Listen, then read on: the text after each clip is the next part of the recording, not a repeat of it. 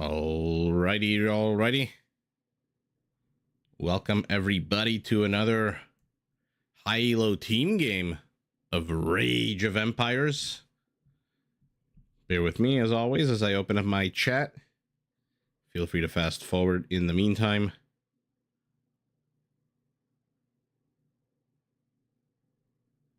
Let's take a look. Ooh. For some reason it's not showing me live at my own app. No, there we go.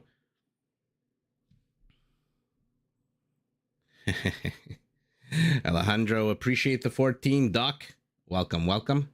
Hope your morning is going well. Shwetang, hope your morning is going well as well.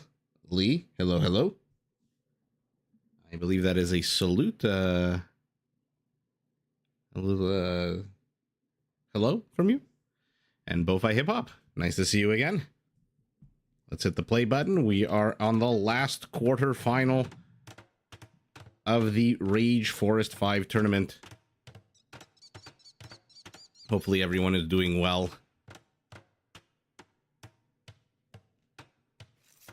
And yeah, we've got Team Winchester tonight taking on Team Valus.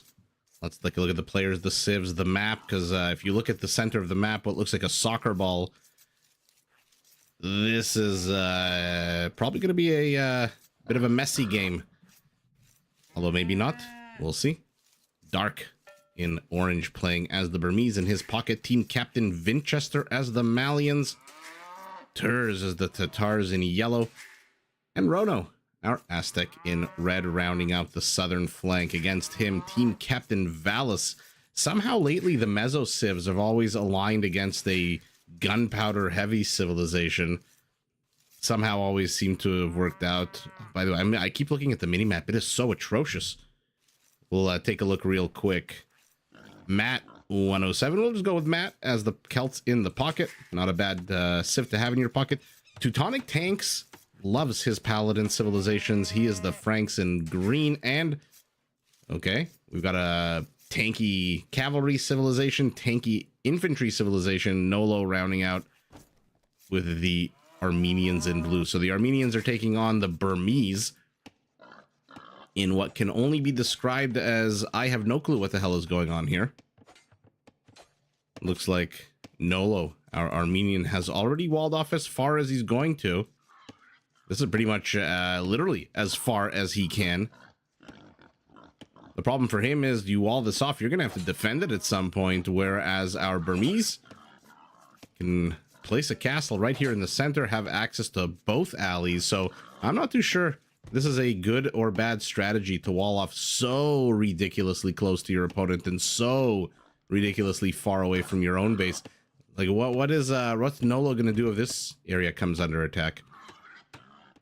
Or this area? I'm assuming he's gonna leave this villager in the vicinity. And then to the south, what the hell is this? Some of these Rage Forest maps have spawned quite ugly spawns. Shwetang, I am doing quite well. Doc, nice to see you're getting your morning cup of tea.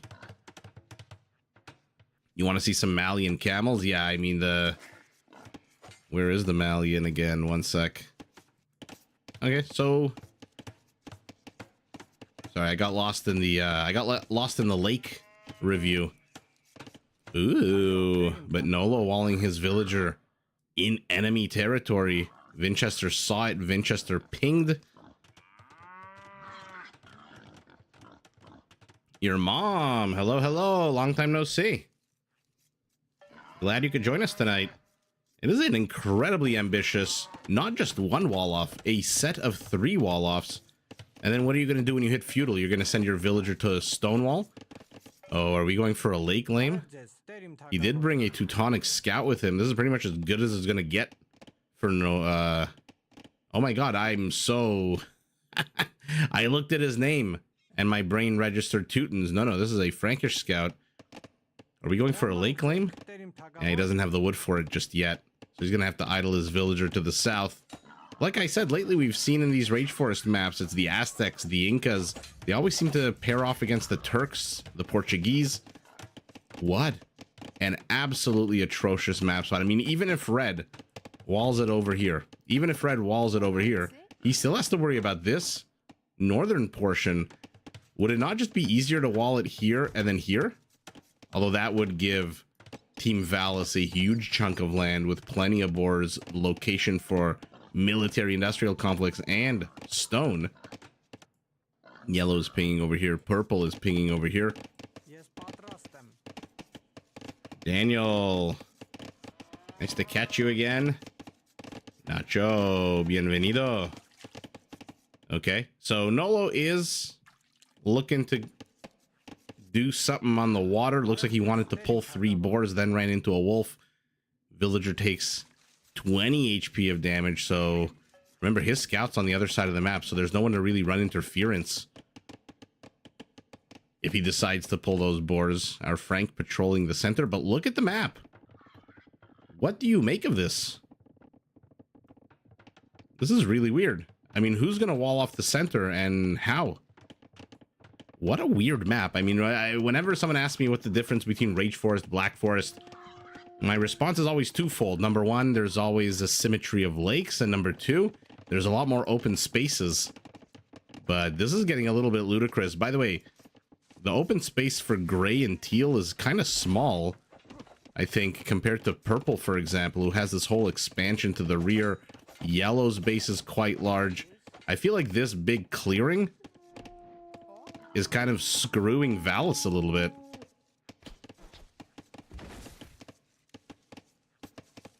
Let's see. Yeah, and it's exactly, yeah, red now has to do what blue is doing to the north. So Dark is making no attempt to contest the wall off. We'll see if he gets punished for that. At the same time, our Burmese, Dark, has snuck in a few villagers. Not one, but 2 Burmese barracks. Remember, their infantry get progressively stronger as the game goes on. That is Valis's clearing, right? I mean, look, otherwise he's got no space to expand. This must be, according to the AI that runs this game, part of his turf. And oh, they get all of the palisades except one. So we were very close to seeing whether or not you could spawn a militiaman on top of the barracks like we saw that game with the archer. Lemmy, good evening. You like it even when the relics end up inside the woods because that makes it challenging? Fair enough. There's always something like that, like here, a relic inside a clearing inside the forest. So both barracks have been not lamed, but lamed light, let's put it.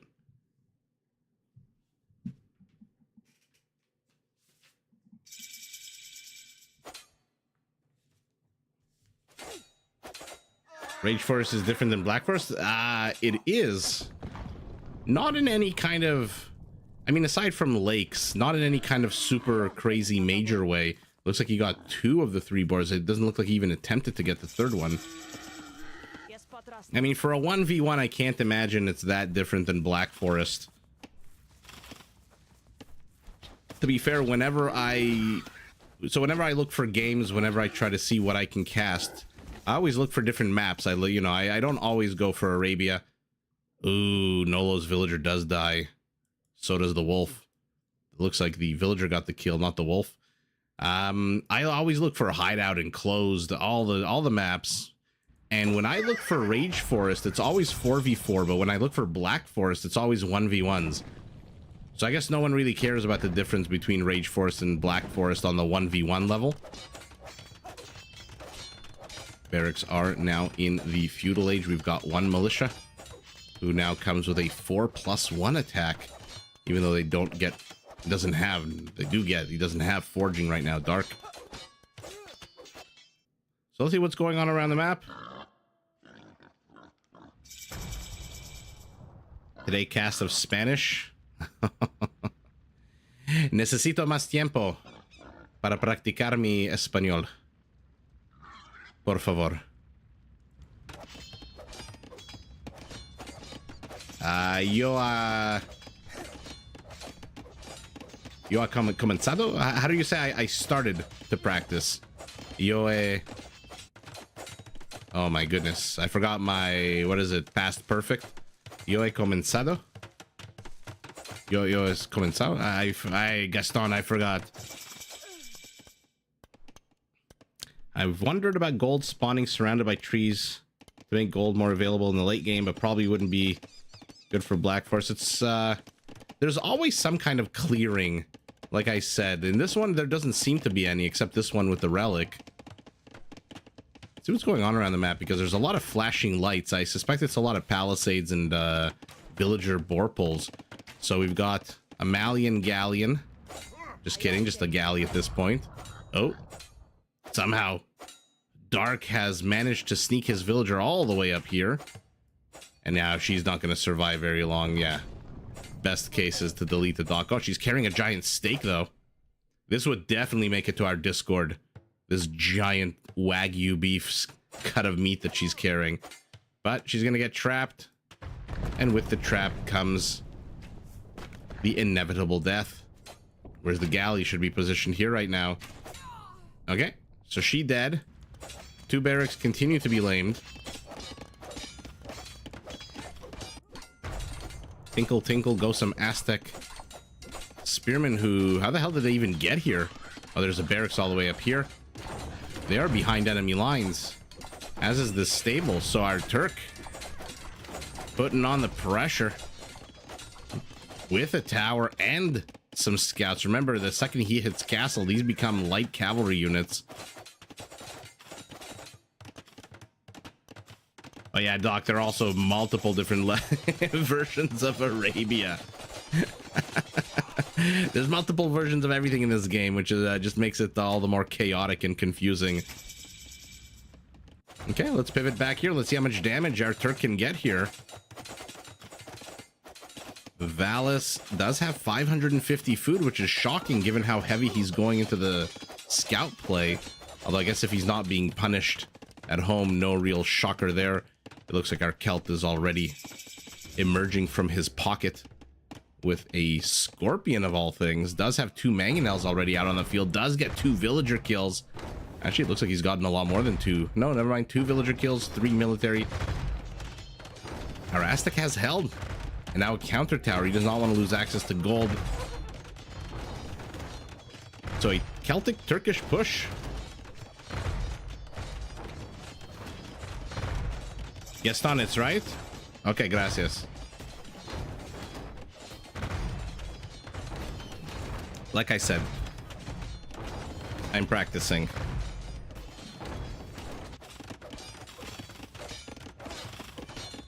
I can only do dos cervezas. You can only say dos cervezas, or you can only drink 2 cervezas. Rotang, why is Nolo attacking the palisades? Actually, let's take a look at what's going on, because I feel like Nolo is pressing in. Vinchester actually is sneaking some villagers behind enemy lines. This is a pretty bonkers game so far. I mean, usually at the 20-minute mark, you don't really see so much action and maneuvering. Everyone's so busy rushing their butts up to the next stage, maybe 1 or 2 parts of the map. Oh, you brought them all the way here to die. Tatar Siege versus Celtic Siege. He's chasing the steak.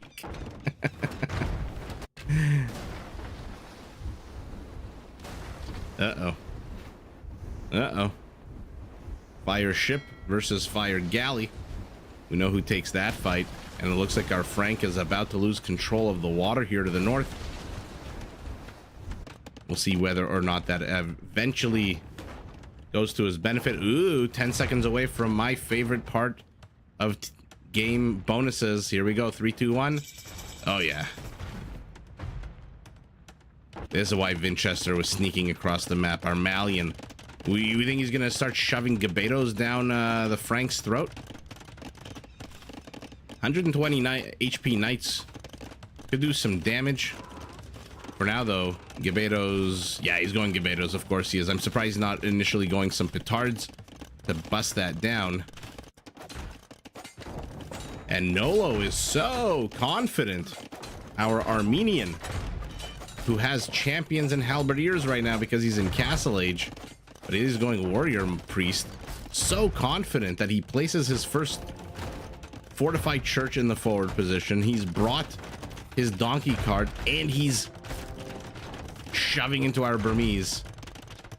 So Armenian shoving into Burmese, Malian shoving into the Frank. Our Aztec lost his town center, rebuilt it here in Valus's clearing.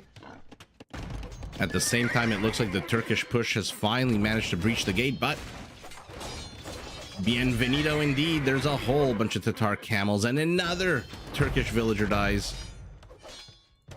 How much HP is left on these walls? Not a lot. They fall. Oh, beautiful attack round there. Right, perfectly timed. Still not enough to save the mangonel, but getting a couple of light cavalry, a couple of scouts or whatever they are. Yeah, they're still scouts. Not a bad consolation prize.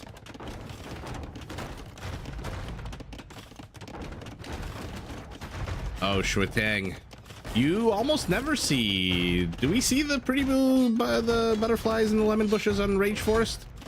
Usually it's the red berries, no? I would look at the Aztecs base because he didn't even have a chance to get any resources before he got slammed here by the Turk, but his base has been reclaimed. He's got a second TC up and running, a whole bunch of villagers. He's going monk play, only 30 HP, so no upgrades on them. Where is our Burmese going? Okay, to be fair, not bad. Not a bad little location to expand into. Our Tatar is pinging over here saying, hey, bruh, heal my camels up, bruh. You haven't seen someone picking Burmese in a long time? That is very strange to me because the Burmese on paper should do really well in Rage Forest. Those Arambai with their 20-30% accuracy on an open map like Arabia absolutely suck. But when you're in choke points, and Rage Forest is all about the choke points, which is why everyone goes freaking mangonels, then Arambai are pretty damn powerful. Yeah. The lemon patience, another Malian castle. And look at our Frank. Looks like he sacrificed the villager here earlier to try to get a wall segment up. This one dummy archer is blocking the whole movement of the remaining villagers in Gebetos. By the way, those two barracks are still here that our Burmese built ages ago. Now Armenian is solo pushing. Our Tatar is now pushing out against the Celt. Ooh, we've got a mangonel here. Still no upgrades for our Aztec. No surprise there. He's at 28 villagers. And what a beautiful display of teamwork. This is like the Velociraptor scene out of Jurassic Park. When, what's his name, Muldoon is hunting the one Velociraptor. And his attention is focused on it. And then in comes the clever girl and snipes him. That was brilliant teamwork out of Turs and Rono. Fantastic. And now he's going to shoo away the villagers, or at least try to, before they can get up the remaining wall segments. At this point, attack the houses, no?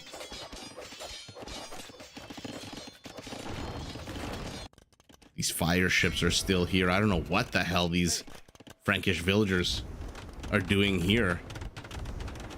What did he have here except that dock? A town center. All right. I guess garrisoning villagers in there does will help against the ships. We've got a second castle for our Armenian who has gone composite bowman. Another middle of the map TC for our Burmese, who, to be fair, is helping a little bit. It's always fun in Rage Force to see this unit standing right next to this unit. And it just shows you how often players, as much as you can plan, as much as you can try to predict, as much as you can strategize with civs and picks and team bonuses and all that good, at the end of the day, nothing prepares you. It's like they tell you in law school. Doesn't matter how good your case is, anytime you go to court, it's always a toss-up. Almost always a toss-up. Scorpion's focusing on the composite or composite bowman as the warrior priest, man of peace no longer, hatchets them down. But we're soon going to have a situation here where there's the center part of the map, which belonged to Team Valis, is going to very much firmly belong to Team Winchester, who has cracked, by the way, the Frankish base in half like an egg. In the books, Muldoon survives? Ooh, I don't remember Jurassic Park. But Michael Crichton was my favorite non-fantasy author growing up. Chris, hello, hello. Are you at work tonight?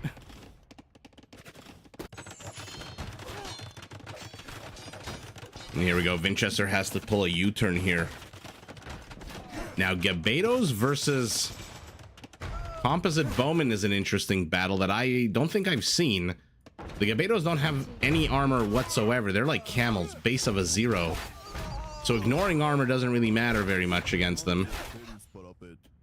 Will the Bombard get one more shot off before he gets taken out? No. I love that Winchester's streaming in Gabetos. Oh, here we go. This is going to be fun to watch. This is going to be fun to watch. Blue's not paying attention, but okay, so isn't Purple. Is he going for the Mangonel? Gets it. Now let's see it. I mean, numbers here alone mean that Purple's going to win this easily. But that was fun to watch. Winchester's getting pressed into. There's an army of Celts here. Oh, this is adorable. A little like a 2-year-old trying to fight in a war. Pikemen also have absolutely terrible base armor, so these Gabetos with their melee attack should do quite well against them. Purple moves in, discovers there's, hey, wait a second, the town center here. And now it looks like with the town center and the security of it, a dock has gone up. Our Burmese lake lane has finished. And now let's see what's going on around the map. Are you still okay? So you're still attacking wall segments, drawing my attention away. 111 gold for this trade cart. I'm sure our Celt is very much happy to throw away as many halberdiers as he needs to, while his siege onagers slowly plod their way across the map. It'll be curious to see Winchester's micro of these Gabetos to see whether or not he decides to take these siege engines on. The lawyer survives still. You remember the line? Do you guys know that the Weird Al made a parody of Jurassic Park? And he has one of the funniest lines ever where he goes like, oh, pancake time. He's like, the T-Rex ate the lawyer, which proves that T-Rexes aren't all bad. And I just like, when I was 13 or 14 and bought that CD from Weird Al, I just like almost pissed myself laughing. Let's take a look at what's going on in the south, because we haven't been here in a while. Courtesy of yours truly, the world's worst caster, Timorrid Siegecraft. Still no siege engineers, so just a meager 18 range on this trebuchet in 7 seconds, a little bit more. Zygos, buenas noches. Mike Tyson fighting a toddler. Did you guys see the clip of Mike Tyson playing with Hezbollah and he thought he was a child? So he like grabbed him and started roughing him up like he would a child. Meanwhile, Hezbollah's like a full-grown man. Yes, the music video for that song was fantastic with the plasticine. Bad Hair Day was a fantastic album. Okay, what happened? You ran out of faith?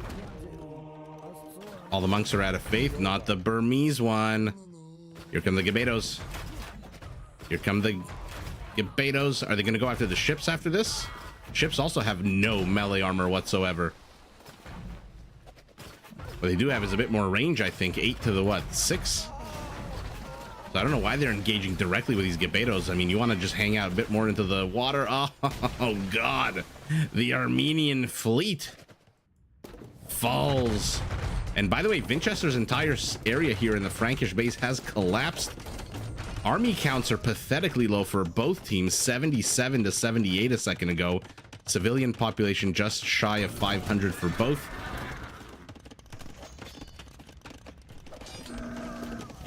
Shuatang, you're gonna love it. He roughs him up like I play with my 14-month-old. He picks him up. He thinks he's a baby. Which, fair enough. I mean, Hasbulla does look like a baby. But anyway, anyone watching this after the fact who doesn't know who the hell Hasbulla is probably confused the hell. I've confused them. So after 41 minutes of actual non-stop aggression, orange is back in orange's base. Blue is secure. Green is secure, although not back in his base, although kind of back in his base.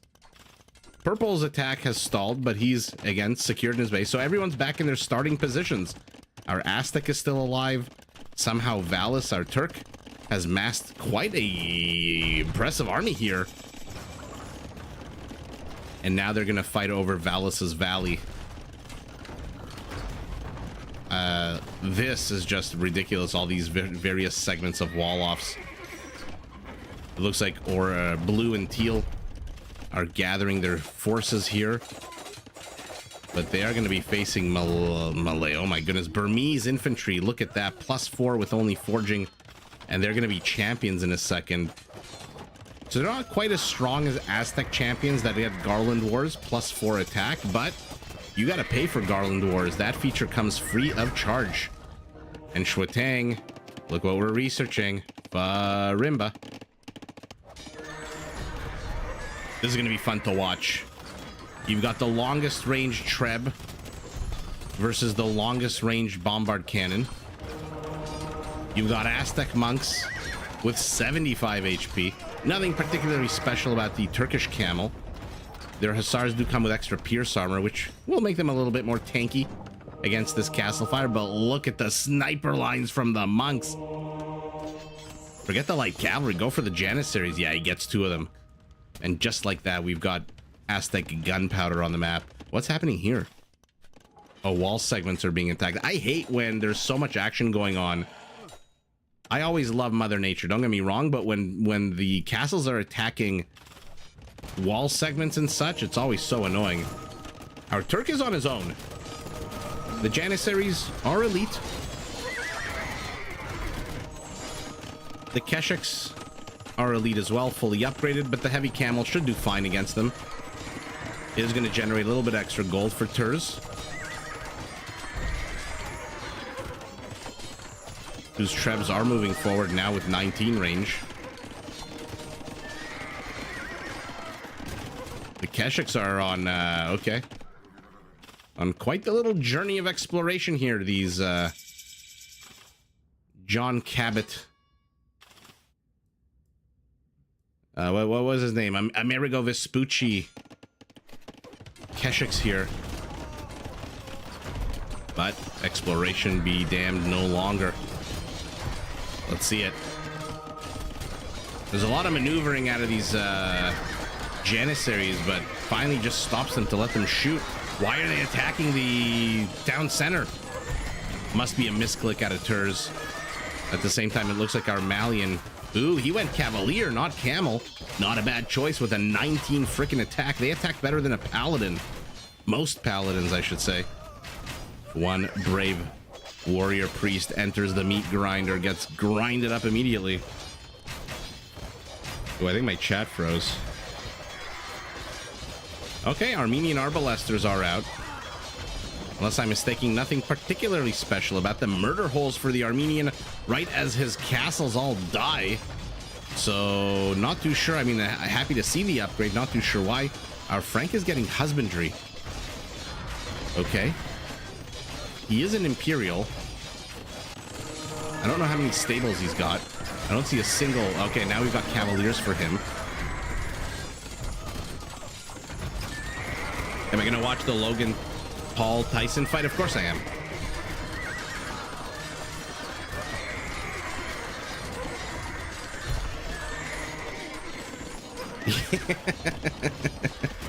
One of the Paul brothers is going to get beaten to a pulp by Mike Tyson. Have you seen Mike Tyson train? Dear Lord. Anytime, true story, anytime I wanted to get motivated to work out when I was younger, I would watch 2 things: Arnold Schwarzenegger weight training clips and Mike Tyson knockouts. Okay, now all of a sudden our Armenian base has been ransacked. He's down to 58 villagers. And now it looks like Team Winchester, look at the army count. They're ahead 100 army count, 100 civilian population. Michael, buenas noches. That's all the Spanish you know. That's all the Spanish you need to know for here. As I practice my Spanish, we are still very much in English-speaking cast.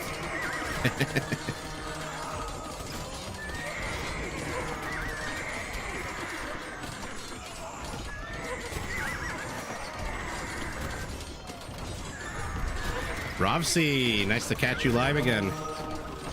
Prime Mike Tyson, when he went into a match, he said he had one goal, and that was to murder his opponent. Not beat them, not knock them out. He said his goal was to murder them. That basically tells you everything you need to know about that guy. And now he's a big softy getting high on his podcast. In any event, that was very, very close for very, very long.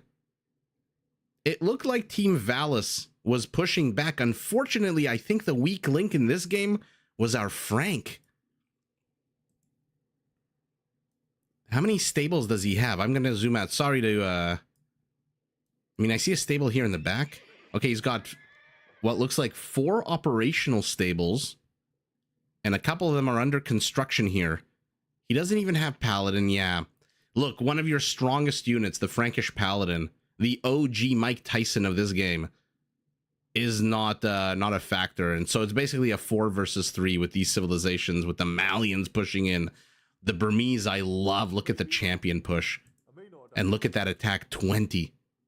Like I said, the Aztec one is a little bit higher, but you got to pay for Garland Wars. These ones come free of charge. Doc, he absolutely would have been a serial killer if he didn't meet that one coach that trained him, whose name I forget.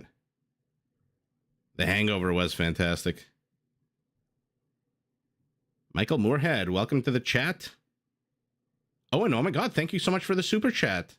Love your streams. I appreciate that. Thank you so much. And yeah, Team Winchester for the win. Like I said, it was a very close game for the first 40 odd minutes.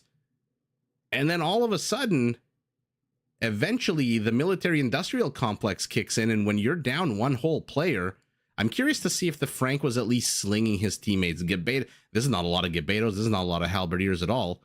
But Michael, thank you so much. I appreciate that.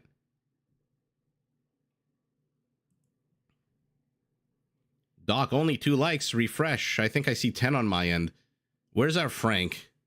No, our Frank was a net negative for his team. Yeah, this was the weak link here. Our biggest donor was our Celt. To be fair, our Celt was also a little underwhelming in this game. 45 conversions is what you want to see for the Aztec monks. There we go, baby. And the biggest killer, the Mike Tyson prize, goes to Winchester, the Malian stallion, let's call him, in honor of Rocky. Oh, by the way, the training montage from, I forget, this is just to go to show you how much crap I have in my head. What Rocky is it where he goes to Russia and he fights Ivan Drago? Is it Rocky 3 or Rocky 4? In any event, the training montage in the barn where he's doing upside down pull-ups and then lifting that cart full of, I don't know what, timber and his wife and shit. That might be one of the most motivational scenes of any movie I've ever seen in my life. In any event, game number 1 goes to Winchester in a very interesting fashion. Bear with me as I set up game number 2.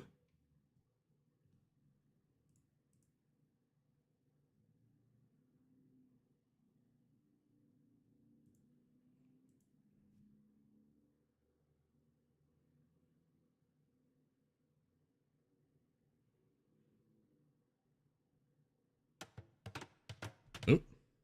Got a little bit ahead of me there. Ooh, Chris, are you still here?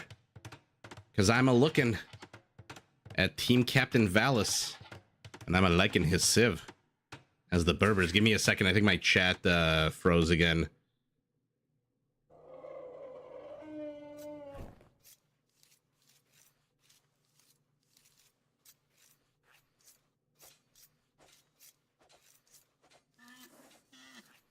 I don't know why this happens.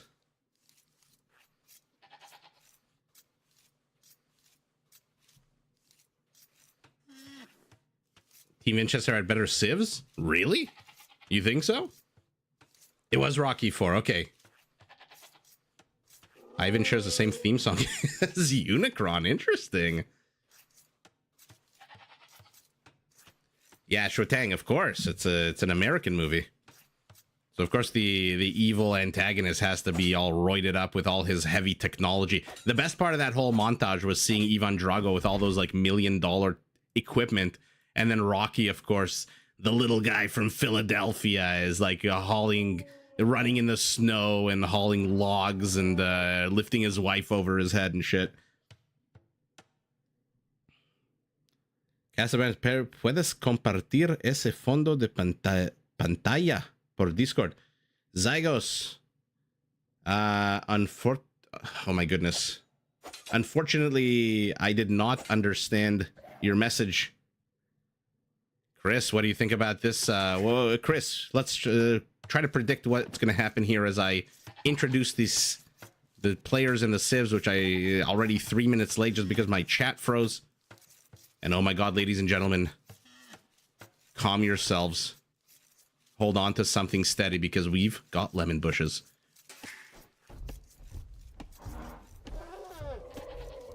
I need to make a shirt with my slogan, hello everyone, wake up. Oh, that's not a bad idea, Michael. I will eventually have merch. My goal, like I think I've said this a few times, my goal with this channel, before I started it, reading everything about YouTube and how YouTube works and all that good stuff, was to see how quickly I can reach 10,000 subscribers. And then at 10,000, I'm going to decide if I want to continue with the channel, or, you know, if it took like 10 years to get to 10,000, probably wouldn't be continuing it. But yeah, I think merch is probably the next step as well. I have a few interesting ideas.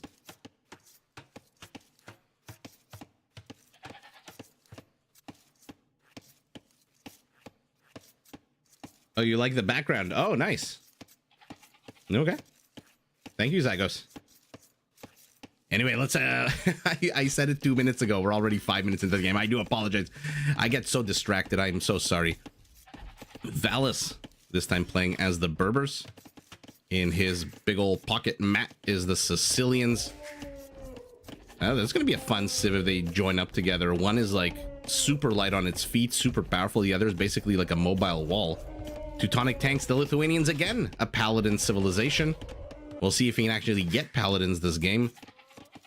Nolo as the Vietnamese, always fun to see on Rage Force with their archer units, their paper money. The Poles are opposing the Vietnamese here on the right side, headed by Team Captain Winchester. Ooh, we've subbed in a player, Warrior. With that kind of name, I expect to see about 1,000 conics out of our Bulgarian. Turs this time as the Hindustani, and last but not least, Dark as the Bengalis, again in orange. Overpriced t-shirts? No, I wouldn't overprice anything. Oh, a coffee mug with the caption "That's so sour." Well, maybe like a lemon squeezer. Michael, I appreciate that. I tell everyone to watch your videos. They're up there with T90 for sure. Thank you so much. That's a huge compliment.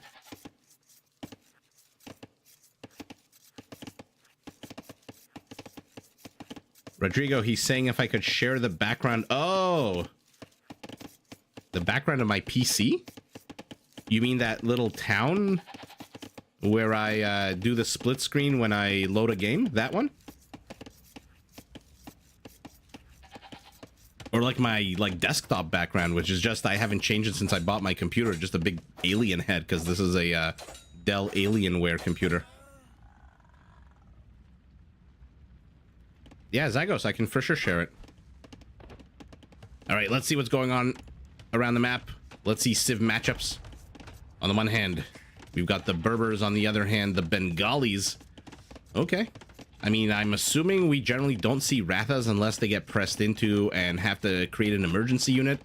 So if we see elephants, what are we going to see out of our Berber? Will it be a mounted skirmisher, perhaps? Will it be a camel? A camel archer? Remember, elephants come with negative cavalry archer armor. which makes the Camel Archer even better at taking them down.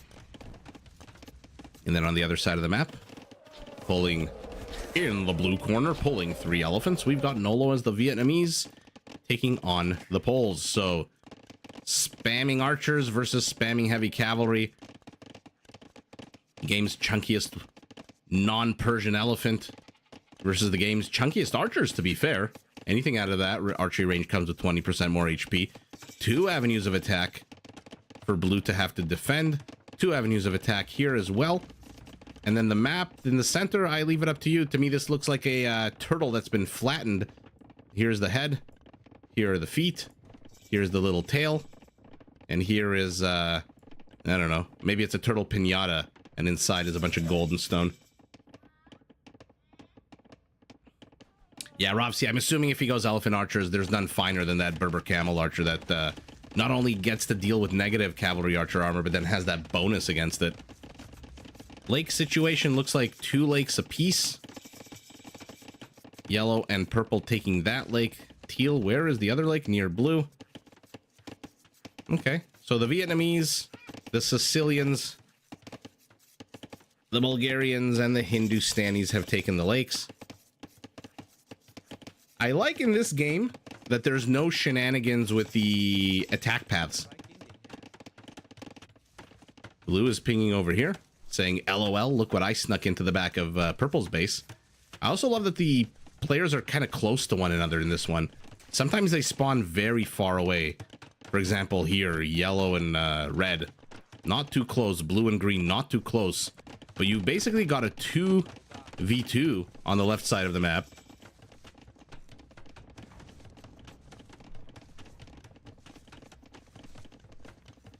Well deserved, good sir. I need you to cast one with my buddies. Need a price up on that.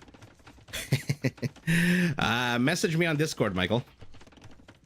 Either a Russian tank or an AoE2 YouTuber. That's pretty popular. Oh, the T90.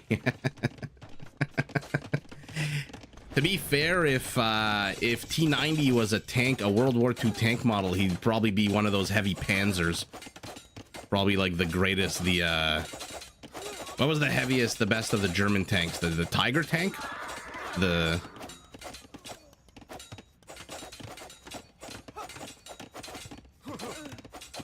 My desktop background. You guys saw my desktop background? That's weird.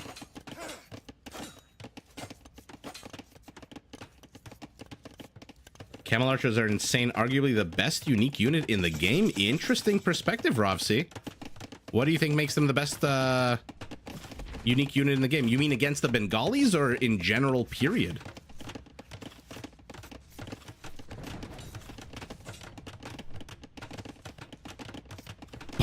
Sack in the center of the map.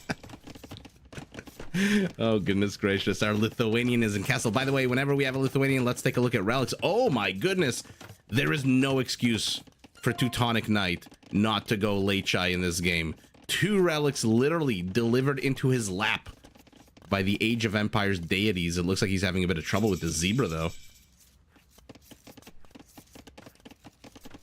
And then there's 2 more relics on his team's side of the map. So absolutely no excuse for our Teutonic tank not to get all 4 relics.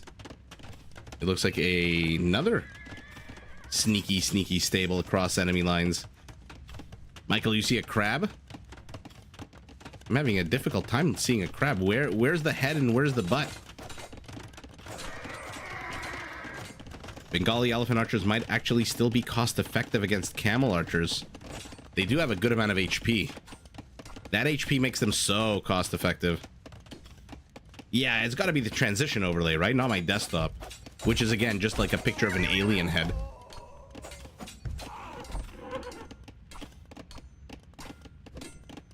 In general, period, they're up there with the Mangudai. They're slightly worse in some matchups and slightly better in others. They're actually an insane Castle Age if they get upgrades. All right, fair enough.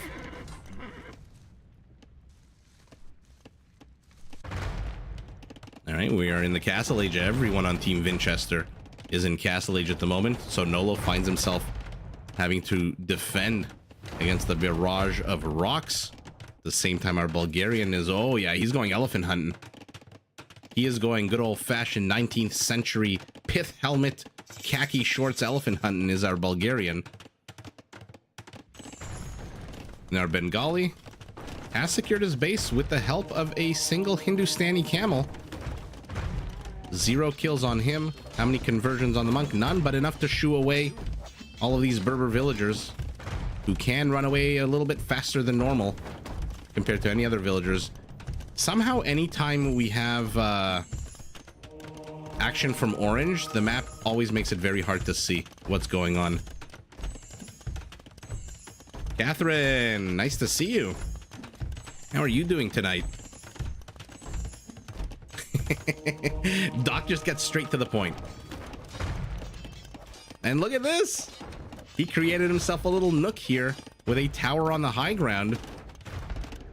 Should he? No, this tower is basically just a delay tactic, right? I mean, it was there to lame the forest, the lumberjacks. It looks like it's gotten 2 kills, which is amazing. But this must all be a delay tactic. This is just to save these villagers, these 3. He's not repairing it. He's not garrisoning it. Let's see our Bulgarian elephant hunters. Oh, never mind. Pardon me. Our Bulgarian is not elephant hunting at all.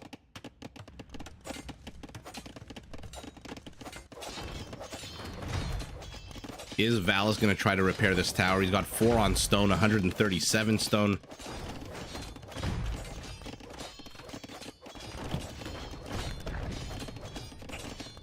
Honey chicken, white rice, gyoza, and vanilla Coke. Damn, you guys love that vanilla Coke. I love gyozas.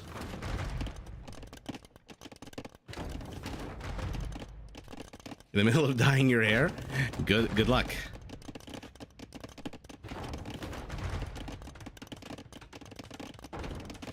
Technically, Viking vills can be faster than Berber's unit until wheelbarrow handcart comes in. Technically, Viking villagers can be faster than Berbers. You mean after wheelbarrow? Oh, you mean until wheelbarrow kicks in for the Berbers? Okay, got it. Oh no, Chris.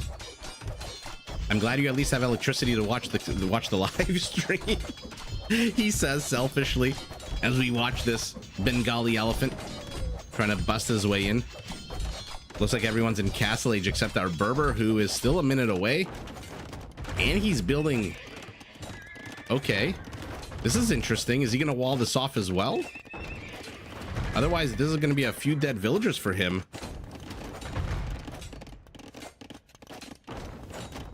Pink and purple tie-dye. Interesting.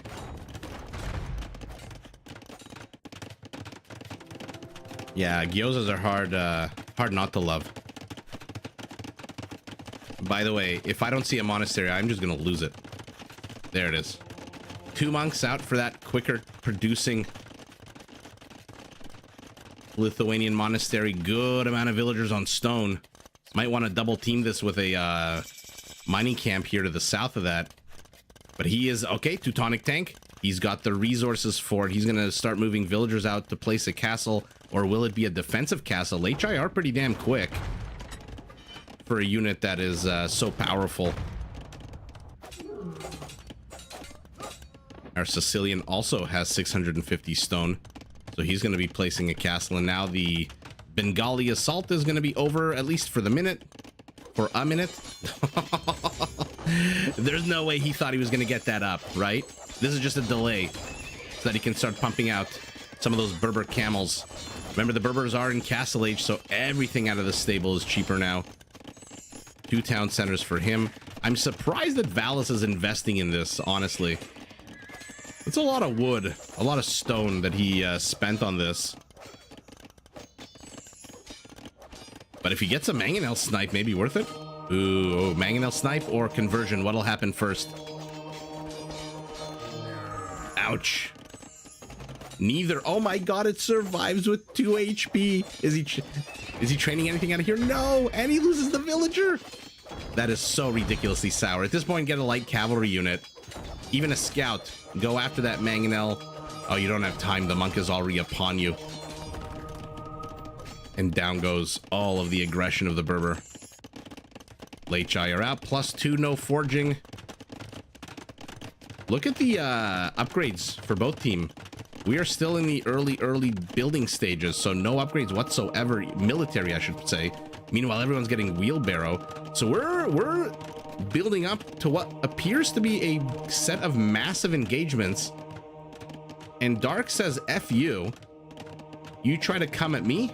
I'm going to take your housing and your economy.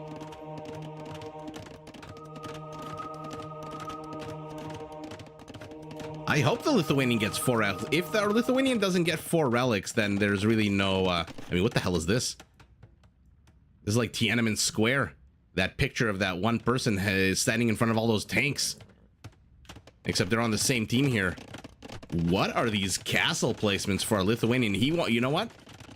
I actually don't mind this. He's going to be able to reinforce either side if he needs to. Like I said, the latest is not a slow unit. He needs to get husbandry. And then it moves as fast as a cav archer. Not quite as fast as a camel, but it's a cav archer.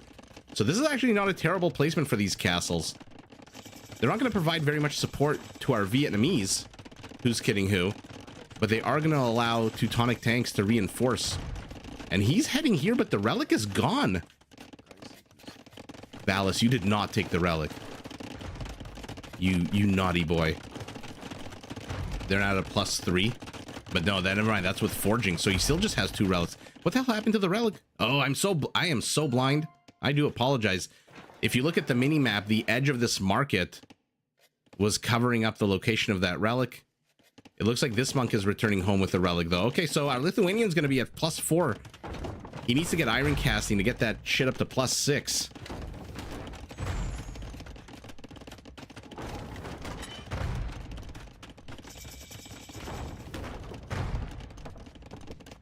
Crab is in Discord? Okay, cool. A 3rd. Okay, so forget paladins. We are going elite Lechai.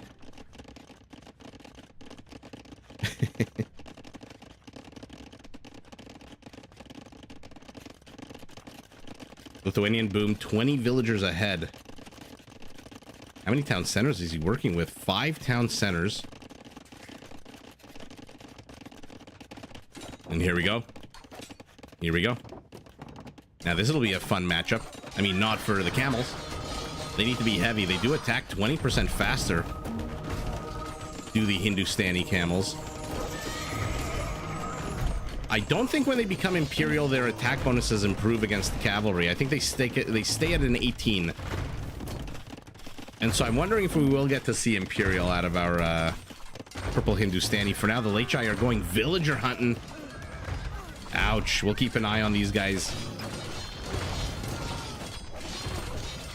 And here we go, as always, at the 30-minute mark of the game. Things erupt on the map. Camels are now heavy. Chemistry to train them faster. Oh my goodness, conscription to train them faster. Chemistry for the castle.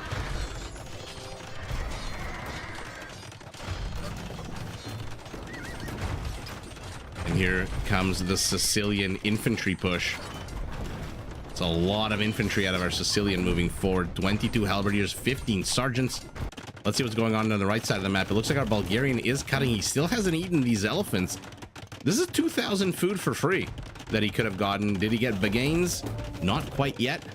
But you know what he is getting? Siege onagers. They're upgrades.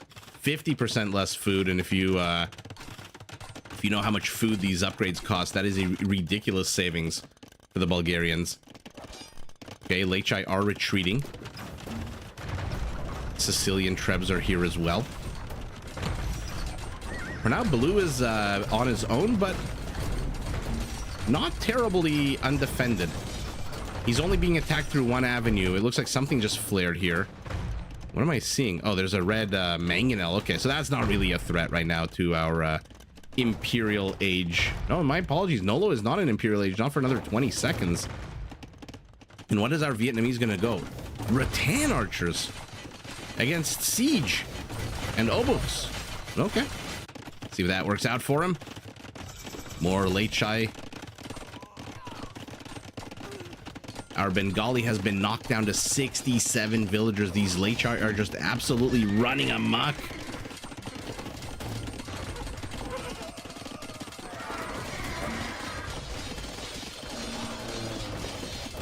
Yeah, 22 damage late chai. Oh, we are going to see Imperial Camel Riders.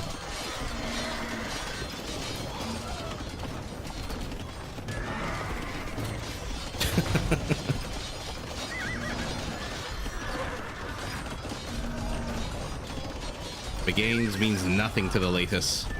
He laughs in the face of Bagains. Oh, these camels are trying to take down the siege hunters. Good move. Good move. They're undefended. And they do attack faster. Anytime there's any kind of improvement to the attack speed of a counter unit, I love it. Chinese halberdiers, for example, and now these camels, instead of a 2 at a 1.67. And was I right about the, yeah, the bonus against cavalry sticks at an 18. So let's see. I mean, this unit has a lot of HP. 160 HP is not bad, but their attack is just so weak. 12 attack, 7 damage, so 25 damage. 7 plus 18, right? 25 damage to the latest that has less HP. The camel should take this. And I think they also attack faster than the late chai, who attack 1.9 seconds. Purple shouldn't be hesitating so much. I think statistically he does take this. This is a lot of camels out of our Hindustani. It's hard to take my eyes off of this.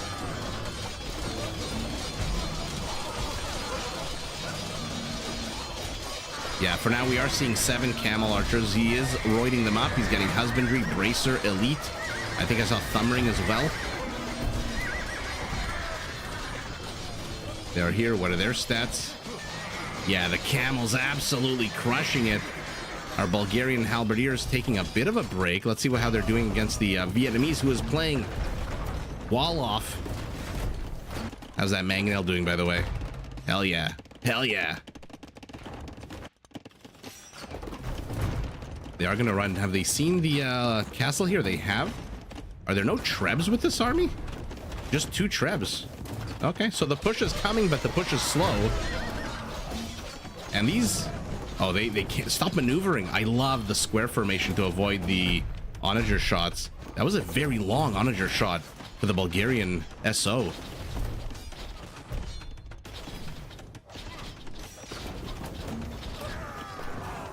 Yeah, you gotta heal these camels up. Look at their HP. They're down 2,000 HP. You're not exactly elephants here. Speaking of elephants, what the hell's our Bengali doing? He has a single monk. So, like in every game, somebody finds themselves on the short end of the stick. And in this game, it is our Bengali, who had his economy absolutely taken to Pound Town by the late chai. Now, this might be too big of an army, even without the camel archers. This is 6,000 freaking HP of late chai, and your camels are half dead. More than half dead. Okay, okay. Onagers trying to get some good shots off. Okay, okay. One more volley. They go for the camel archers. They miss. Uh-oh. Uh-oh. Spaghetti-o. Teutonic tanks showing us how good he can be with heavy cavalry. Paper money for the Vietnamese with only 32 lumberjacks. Okay.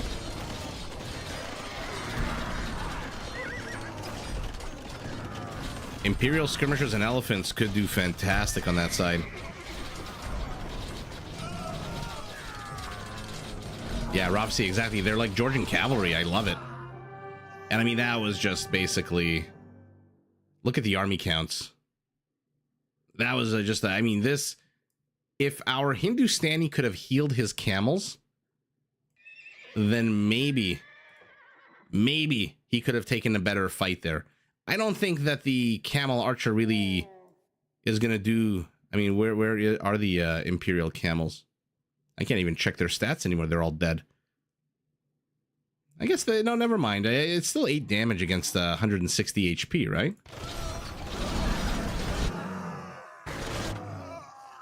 Just has 4 Pierce Armor, right? Okay, so still need 20 of them to one-shot these camels. But like in the other game, now we had the weak link in this game is Dark. Although, to be fair, an undefended base against Late Chai is basically signing your own death warrant. Our Vietnamese did hold the line as well as he could. It looks like he's been taking on Oboks here. Siege onagers making their way back. That's a lot of Oboks that, what, how many kills do we think? 0? Okay. So our poll, Winchester just playing a nice little relaxed game here, as is Nolo. The real battle here is down south. And Teutonic Tanks, whereas he was the weak link last game, couldn't get up to the Paladin with the Franks, does get all 4 relics. Although, to be fair, the location of those relics were basically handing him a W, right? There was one up here, one down here, one in Blue's base, one in Gray's base. The location of those relics was just superb. Usually we see 3 relics that are easily accessible, and then a 4th one is behind a wood line, and it needs to be, you know, gotten to. But in this case, all 4 of them were kind of open, which, again, for the Lithuanian, is pretty much like, I don't know, running through God of War on easy mode, you know? Catherine, best of luck. Saturday, the house gets baptized in bleach. The Vietnamese player did stall really well, although, to be fair, the pole attack... was it really that scary? There were only a few onagers here to support the Polish incursion, and he only had 2 trebs for the most part. Now he adds 2 more. It was a scary attack, but not exactly the scariest. Really here, if the Bengali could have added a few monks and just gone monk play, he did. Let's see the resources. Halberdier to Halberdier. Our biggest recipient was the Vietnamese, the biggest donor, Lithuanians, and the Bengali also got 300 or something. Conversions, 8. Yeah, if he could have kept the monk population alive, healed up those Hindustani camels, and gotten a few Lechai conversions, things could have looked a little bit different. Our Sicilian destroys 66 buildings, and our Lithuanian, big surprise there, 199 kills. What's Nolo's Elo? I'm not too sure.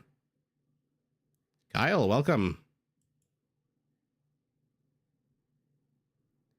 Kyle, Doc is in Australia, so for him it is Friday morning. You gotta add 14 hours when you're talking to the man from down under. Yeah, look at these walls. Fantastic. He's from the future. All right. Let's load up game number 3.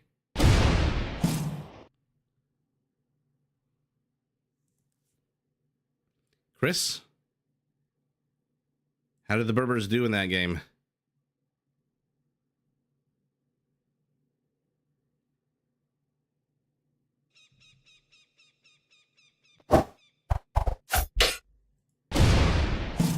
All right.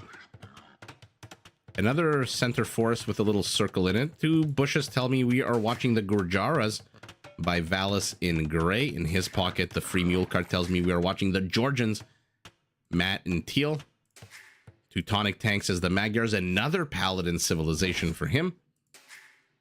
And Nolo this time is the Dravidians. Okay. The Viper's very own Rono as the Khmer Khmer in red. That'll be a fun matchup to watch. Turs as the Goths. Winchester as the Koreans. And last but not least, Dark in his orange as the Malay. So we've got a couple of fun civilizations here.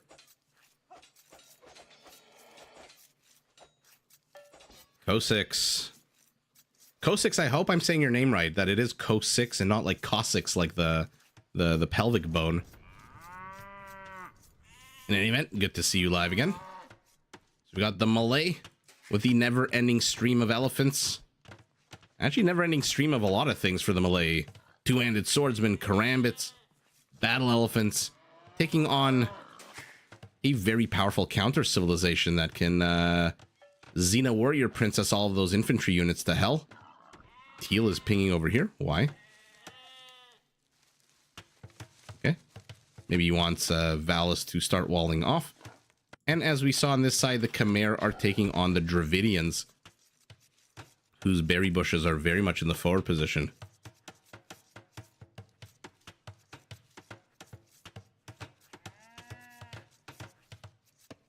Cossacks, are you talking to me or to Shwetang?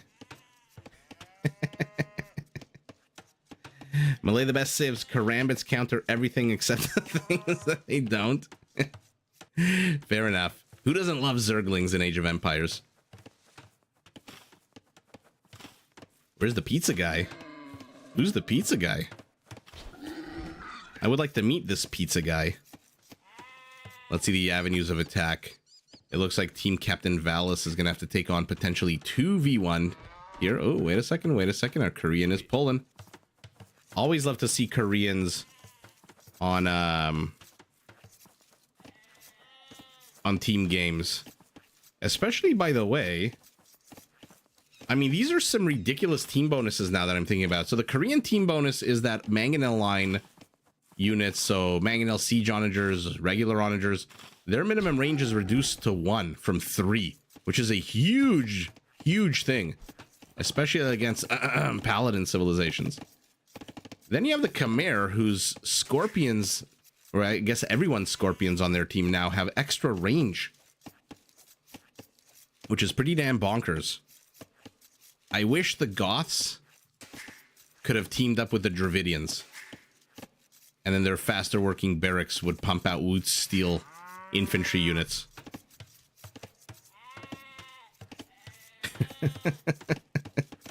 I am the one who knocks. Khmer should scare everybody. Anyone in their right mind should be scared of the Khmer. It is quite possibly the most, aside from maybe the Burgundians, it is quite possibly one of the most bonkers civilizations in the entire game. The guy that always talks about pizza, you mean me? I'm always talking about pizza. It's annoying because you can kill your own mangonels. You can also kill a lot of your opponent's unit. Oh my god, look at this guy. Look at the scout. He is derping out here. He is derping out big time. Everything about the Khmer feels like a cheat code. That's the problem with the Khmer. Garrison villagers and houses don't need anything to go up to the next age. No prerequisites. Forget the barracks. I would say forget the blacksmith to go siege workshop, but who the hell's going to ignore a blacksmith in any kind of Elo game? So let's see what's going on. Valis has walled this very far and has given himself the option of perhaps some lake shenanigans, which it very much looks like this villager with a hammer in his hand. Is he going to repair? Probably, otherwise we'd have seen the foundations of the dock. Valis only 62 wood at the moment. The western portion of the map is pretty damn clean. One avenue of attack, although a bit of a thin little finger here of trees. Been making pizza since you were 16. Michael, are you Canadian or American? Because I'm about to start my rant about why I absolutely hate the Canadian cheese industry. Yeah, that scout is real spazzing. Hardcore spazzing. Took some synthetic gas station drugs and now he's kind of derping out on the sidewalk there. Oh yeah, plus you're absolutely right. The fact that in Castle Age he can cut through this with the Ballista Elephant, the only unit in Castle Age. Yopi contests water.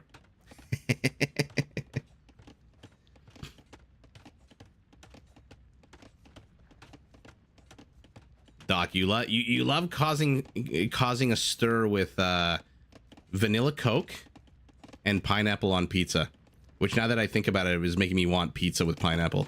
I'm in the mood for something sweet right now. Canadian cheese is garbage. It is absolute garbage. The first thing I eat almost every time I travel to the US is pizza because of that good American cheese. The Canadian cheese industry is ridiculous. They lobby every single government. There's so many tariffs and protections and bans. It's absolutely a ooh. I was gonna say a dick move, but this is kind of a dick move out of Valis as well. Forget contesting the water. He is contesting the land right now with that barracks.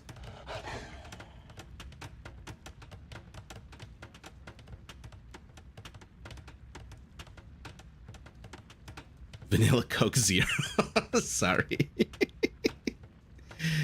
Michael, Domino's for life? Where have you been all my life? My wife brought me back a Domino's pepperoni feast a few days ago, and I have never been more in love. Yeah, so you're in the US, you're spoiled with good cheese. You're in Canada, I don't know. Like I said, the cheese lobby, which is funny to hear said out loud, but ooh. Tyler Phillips, hello. And we did in fact say Domino's. Brandon, cheese is the best thing in the world, which is why I absolutely hate that the Canadian cheese industry has me by the balls and I can't get any good American cheese here. I forget what they use in like a New York slice. Michael, you'll probably know if you've been making pizza since you were 16. I forget, it's like high fat, low moisture or something. I forget the combination of moisture and fat, but it is something that is not available here in Canada. Don't ask me why. Don't ask me to explain it. Everyone's in the feudal age 13 minutes in. It looks like everyone but Valis is heading up to the next age on his team because why? He has been investing his resources here trying to cut off the Malay from the rest of his team. He's going to try to force the Malay to waste a bunch of wood and gold on the water, crippling his economy while at the same time not allowing his teammates to move in here. So a good move from Valis. We'll see if it actually works out because the Malay doesn't matter when they go up. They go up faster than you. Looks like a Magyar scout finally does bite the dust. By the way, Brandon, welcome to the chat.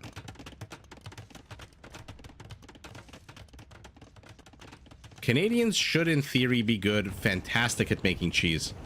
And some cheese we have that is amazing is mostly European cheese.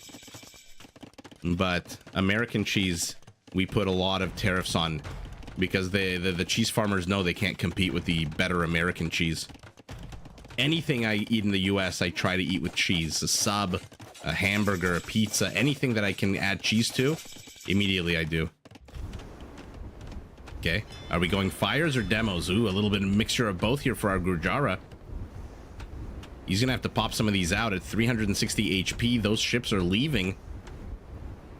I can't tell if Dark is trying to invite a demo hit on the fishing ship or if he's just kind of gathering fish wherever he can. Yeah, Kylie is going for the water. Okay, we're approaching exit point. Dark knows it. Okay. Oh, look at that. He popped out 2 fire galleys trying to make the orange ships clump. Will they fall for it? Okay, we're just 100 HP away from where will the demo go? Okay.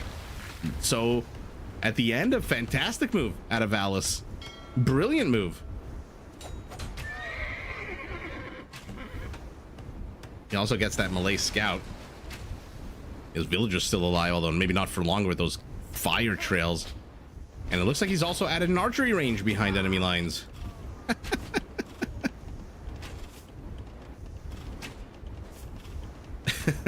Yeah, Doc, those are the room rules.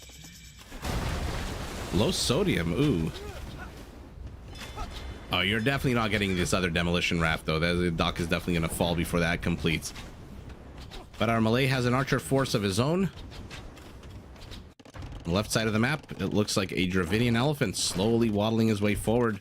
This is not really walled off, is it? That being said, I'm not sure he wants to press into here with this many villagers that can attack that elephant. Although the mangonel might shoo those villagers away. Not much happening here. Okay, so let's see. Let's take a look at Valis's attempt to lame the land. Gildo, you're gonna eat quesadillas for dinner? Now I kind of want to order Taco Bell. I'm so flighty when it comes to food. You make chicken quesadilla at work. America does subsidize their dairy farmers quite a lot, as does Canada. And we have excess cheese, which they then throw out and discard, which is really, really annoying. Yeah, anyone who talks about food in this channel is obligated at least one time after joining Discord to post a picture of their food on Discord.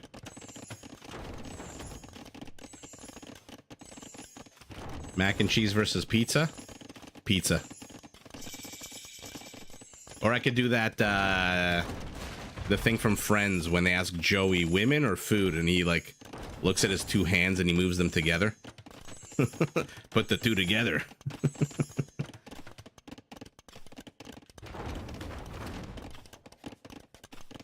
Gildo, we have in the Discord for this channel, I created a sub-thread, sub-group, I don't know what the hell it's called on Discord, for food.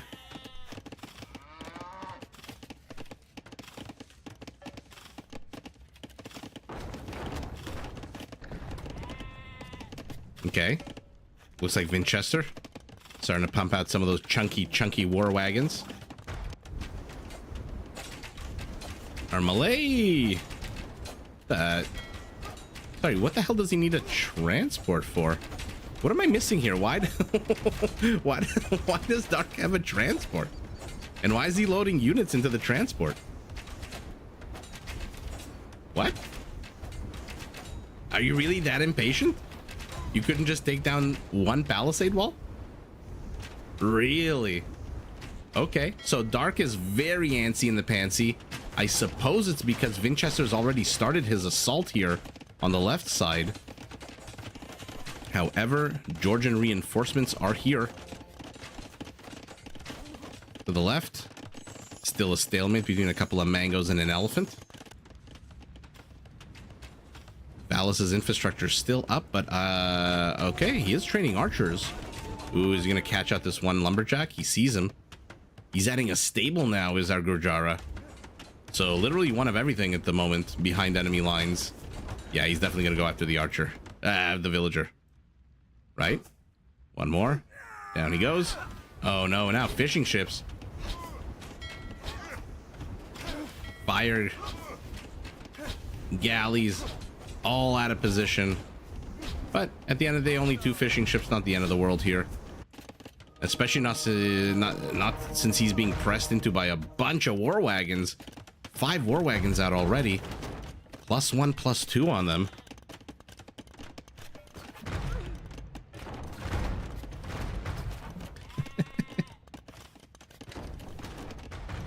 Robsy, are you from Springfield?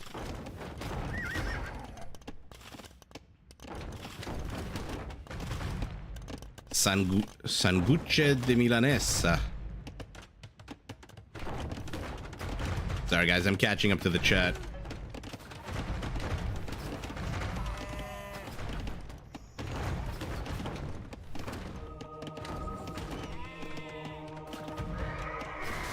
Michael, I've been super bad with Discord and organizing those community games.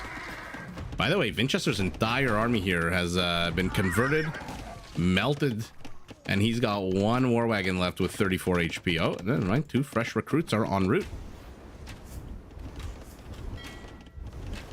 Okay, our Malay has cleared this up, so he ferried his units up north, then he ferried them back south.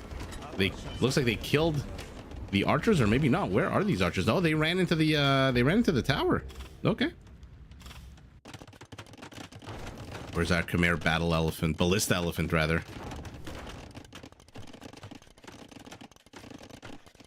Michael, you're on Xbox? That's okay. Why is that? Why do you feel that needed a confession qualifier? Ain't nothing wrong with the old Xbox.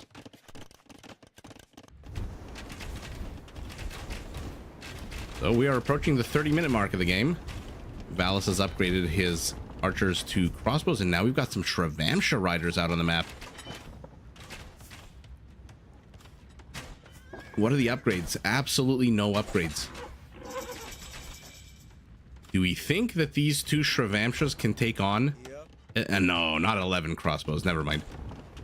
I was going to say maybe... Oh, maybe he is going to take... There's another Shravamsha. This is 15 arrows that are dodged. Oh, never mind. Make that 25 arrows that are dodged. Now he might actually be able to kill these crossbows. Although Valus is spending a good amount of food. These are 70 food each. Unless he got Kshatriyas. I don't see a castle for him, so definitely no Kshatriyas for him. Let's take a look real quick. A very boldly placed town center. You're getting exactly what you deserve when you place your town center there. Winchester's attack has stalled, and I really want to see the Shravamshas take on these crossbows. I really do. Now we're up to 14, but it looks like he might just want to go villager hunting with them. Which, to be fair, not terrible. They are lightning fast, but they do just attack on an 8. They're going to have bloodlines in a second, though. Not sure I sounded Italian. Good. PC gamers look down on Xbox people in the AoE world? Really? That's so silly. Who's got time for that shit? We're all in this community together. Elos pinging here. Our Georgian wants to probably cut through. They do have siege onagers, the Georgians. Not that they need them to cut. He's getting onagers, which should be just fine. And oh, big surprise. Teutonic tank is going paladins. Is Red training any army of any kind right now? No, he's going up to Imperial. Oh my goodness, the War Galley upgrade? Really? Really? Here we go. I'm glad I caught this. Where the hell are you going? Where the hell are you going right as the Goth shows up? And bye Valus's army. Kato, hello, hello. Which is the next S tier tournament? Probably Red Bull Wololo. El Reinado. Wow, well, Valus looked like he was going to cause a little bit of trouble here until until he was introduced to someone called the Goths. You used to look down on Xbox players when it first came out, but they're as good as it goes? Yeah, who cares? Ouch, ouch.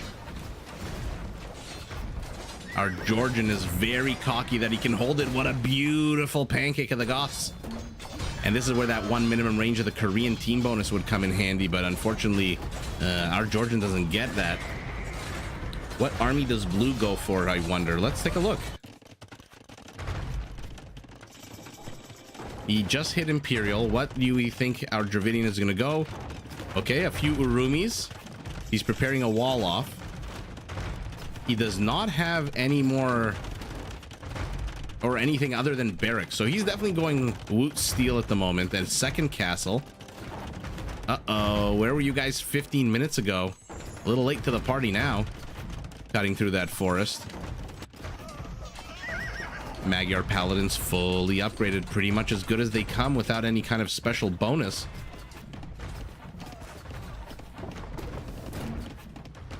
Oh, Shwetang, that's nice. I like Rainy Nights.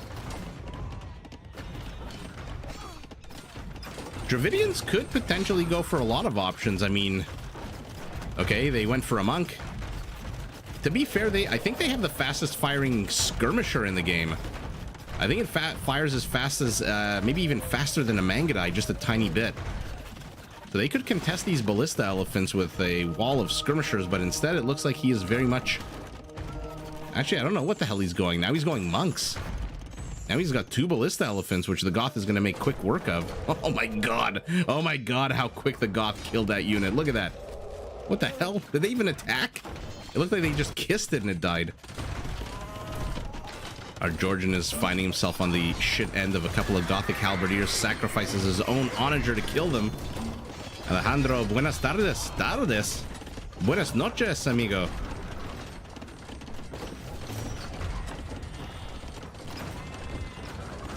Doc, stay safe crossing the road. Look both ways, although remember, you're in Australia, so you got to look the wrong way first.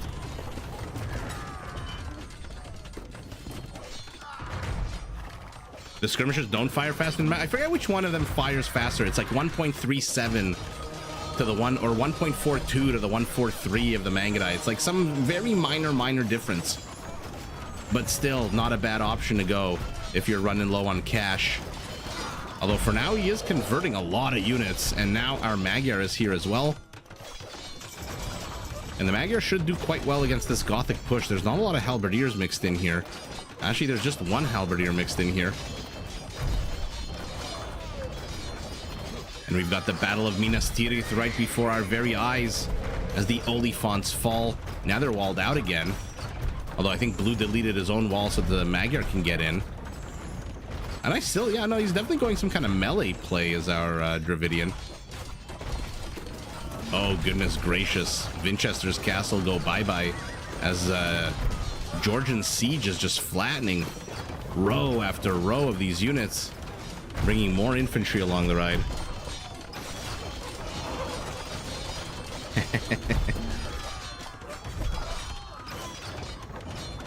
Yeah, Ropsy, exactly. I remember it was 1.4 right up until the moment, or at least I thought of it as 1.4 right up until the moment Capture Age introduced the dreaded second decimal point.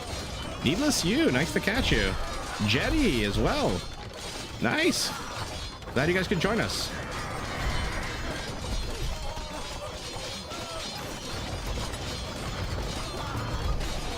The Georgians do, and they also have an amazing siege roster with the Onager available to them.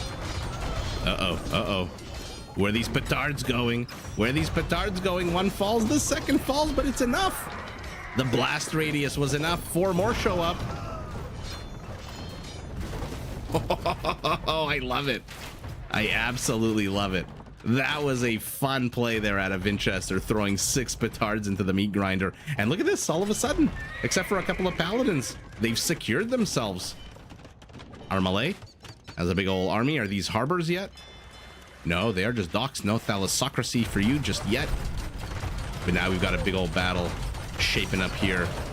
This may not be good for the paladins. There's a lot of choke points here.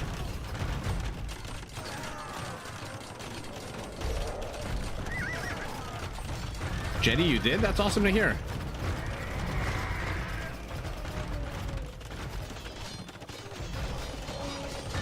Shotang, Arumi swords and do trample damage with their charge attack, not after that. Their charge attack does trample damage.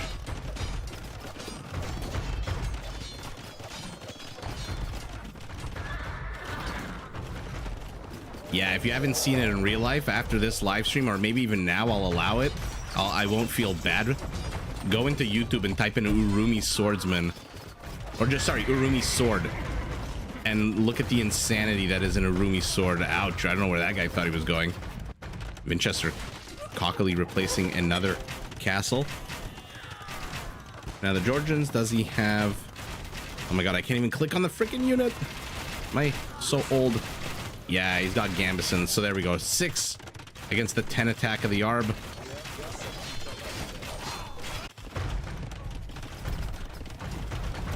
Yeah, the Urumi Swordsman is literally a triple threat unit. Charge attack, trample damage on that charge attack, and then Woot's Steel. Hey, Paladins, you might want to stop... Oh my god, what an absolute throw of these Paladins. Although, wait a second, never mind. I am underestimating the Magyar Paladin here. I thought those Ballista Elephants did a lot more damage when those Paladins were really clumped up. They moved back. The Georgians here with some siege onagers. Literally the worst place he can get a fire off is where he goes. Does manage to get a Ballista Elephant now. And the Goth Khmer combo is enough to shoot away. Are these Svan towers yet? Are the arrows fiery? Yes, they are. Gotta love the maneuverability. The knights don't want to close in on the elephants. The elephants want to avoid the onager. The onager wants to close on everything. And we've got Dravidian Siege. And there's Woot's Steel, by the way, at the top left. So the 4 halberdiers and 1 Urumi swordsman are going to hit maybe not like a ton of bricks, but like a pound of bricks, a kilo of bricks. Oh my goodness. Oh my goodness. We've got Magyar Hussars. Ballista Elephant does have siege armor. Although technically the game classifies it as a cavalry unit. So you don't need redemption to convert this guy. Oh my goodness. Sorry to scream in your ear. That was a gross attack there. Michael, your team Winchester, army counts are very similar. Team Winchester's ahead, 20 army count and 20 villagers.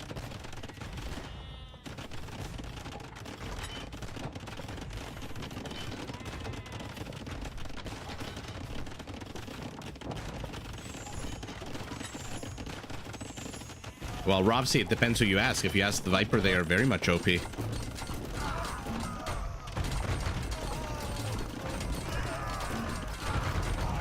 Here we go. Paladins again in a choke point. Dravidian is moving forward. Got his halb count to a healthy 12. Ooh, be careful there. He's flattening his own units, or his teammates' units. You love to see it. Even though they're just basic halberdiers, you still love to see it. Kyle, yes, this is a tournament of Rage Forest 4v4. By the way, we've got Onager versus Onager here. Purple doesn't notice our Korean, even though he's got... Actually, wait a second before I get too excited. Does he have Shinki-chan? Of course he does, and Siege Engineers. Purple had the bigger range there, and he still lost his 2 Onagers. I don't know if Rage Forest 5 is an S-tier tournament. I think the prize pool is only 10 grand. I mean, yeah, only 10 grand. Hera says they're not OP. Well, yeah, that's just him beefing with the Viper, though. Winchester has literally the most deadly unit in this matchup right now in all of the 4v4. He has a 10 range Onager. There is nothing that can compete with that right now. A few bomb, and then he loses more of them. Why is he losing all of these Onagers? He's not paying attention, which tells me something's happening up north. Okay, he's microing against these Swan Towers and the Onagers up here. So Winchester's probably just select all his siege workshops and training Onagers galore, because he's making use of his range over here.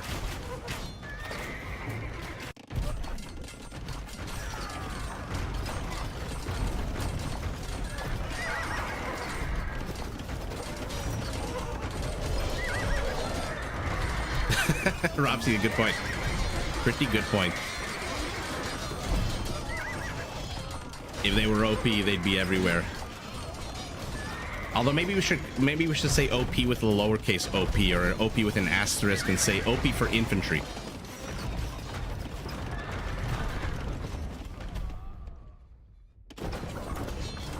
Oh, these Gothic units are just getting flattened more. How many kills do these mangoes have? Only 15.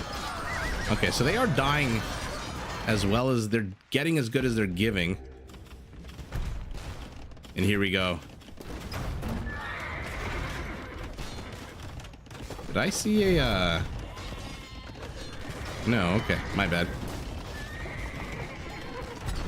We got Malay bombard cannons with siege engineers. We've got 10 range mangonels who have taken it personally that there's one Georgian villager here. Yeah, bring the pike forward already. Why are you focusing your mangonels on a few hussars? Ooh, what's attacking into here? Gurjara. Rovsi, these are the cheapest hussars in the game, right? Gurjara hussars with Kshatriyas, if I'm not mistaken.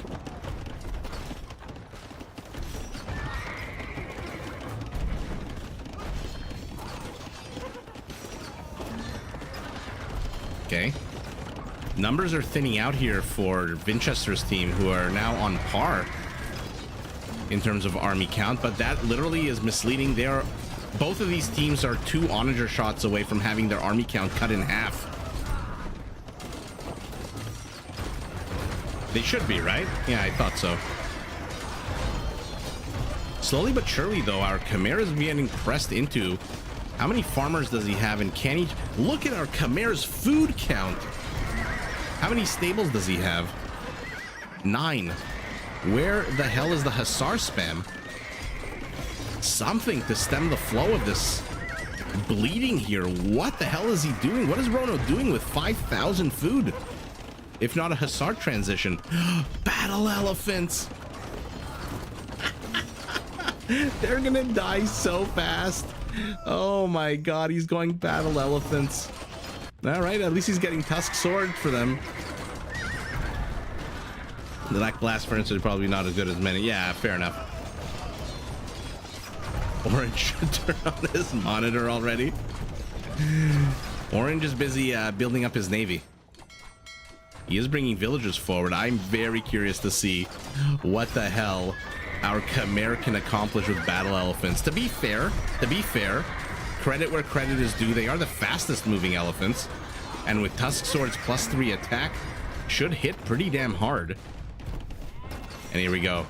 Bombard cannon. Oh, that freaking 10 range on these Onagers is so good. Are battle elephants even good? I use them in campaign, but that's different. I would say normally the Khmer battle elephant, because it moves a little bit faster, is fantastic, but there are a lot of Dravidian pikemen here. And not only do they do 10 damage, but then on top of that, cavalry 32, war elephant 28. So they do 70 damage to an elephant 70. Which, when it, when you're trading out an elephant for a halberdier is never what you want to see. So, in this particular situation, I don't know that they're that good. And yeah, but we'll see. Maybe the onagers can provide support for them.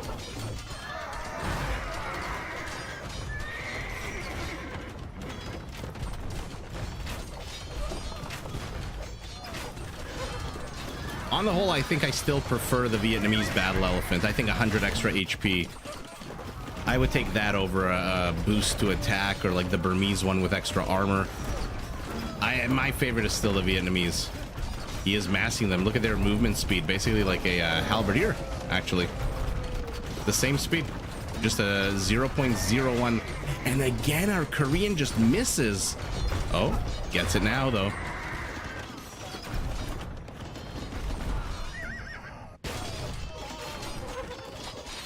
Ivan. Bien. ¿Cómo estás?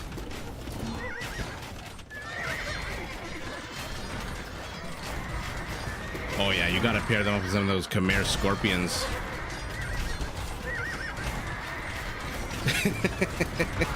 Nacho. Orange is adding bombard towers, and he's got 60 halberdiers. So he is here. They are going to take these Shravamshas to pound down. They are fully upgraded. Let's see. I'm very curious to see how well the battle elephants perform. And I apologize. Oh, no, I didn't miss them. No, I did miss them. What am I missing here? Never mind. He's going up to 27 battle elephants as our Khmer. They're going to be fully upgraded. But where is he keeping them? Okay, let's see how it goes. What the hell is this? What the actual hell is this? My English is good. Y mi español no es bueno. And here we go. Here we go. He is mixing in some Gothic units. He's going up to 46. I was laughing at Rono and his food count. Look at his food count. He can transit, and there are those scorpions. Shwetang. Shwetang, did you read The Secret or something? You willed it into existence. But look at how fast they frickin' fall to the Dravidians. I apologize, the game is kind of derping out a little bit.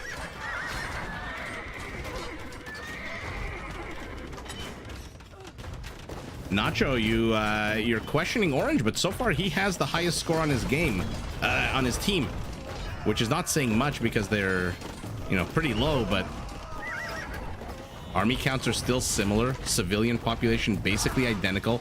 Shravamshas dodging literally everything being thrown at them. We've got chakram throwers on the field. Shravamshas are going straight for the Korean siege. A few of them pivot down south. It's so annoying, but so hard.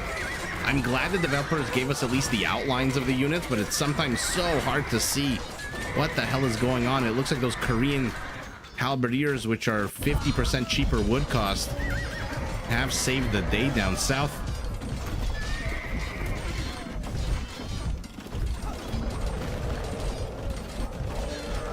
Catherine, yes, it is a best of 5. Red Eye ironically needs more on food. Yeah, he's down to 2,600 food. He is pressing through, though. Scorpions, heavy, 9 frickin' range. And they are double bolt, by the way. Oh, here we go. Dravidian siege. Flattened. It looks like our Magyar took a bit of damage there as well. But the elephants, like I said, fastest moving elephants in the game, they are closing on the siege. But by the time they close, these Dravidian halberdiers are just absolutely destroying them. Still 5 onagers. 5 onagers with 46 kills. 9 friendly fires, about 20% friendly fire rate. I don't know about that.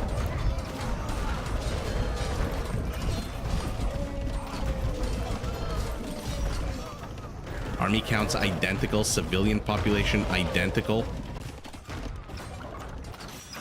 What happened to Orange's infrastructure? Okay, He's building some more here. Shravamsha might want to contest that.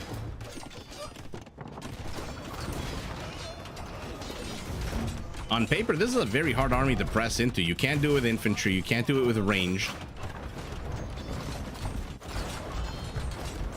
But in reality, how many onagers has Winchester trained and lost this game? This is such a ridiculous position here.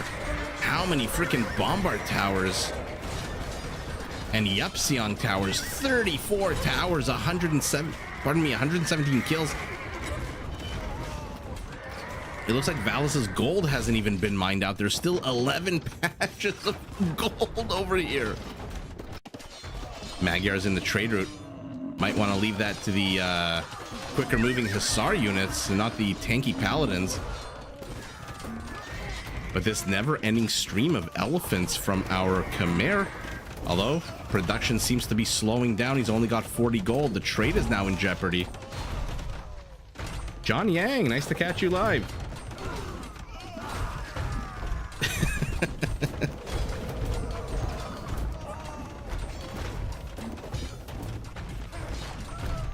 Oh, Doc, your parents showed up?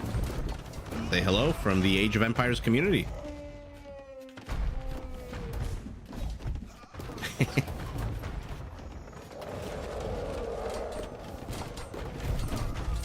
What are resources lost? Brandon, what are you referring to? Oh, here? Or where are you looking at resources lost?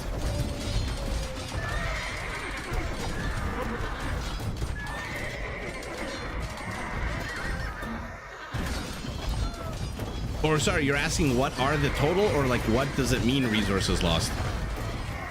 Sorry, I got confused by your question.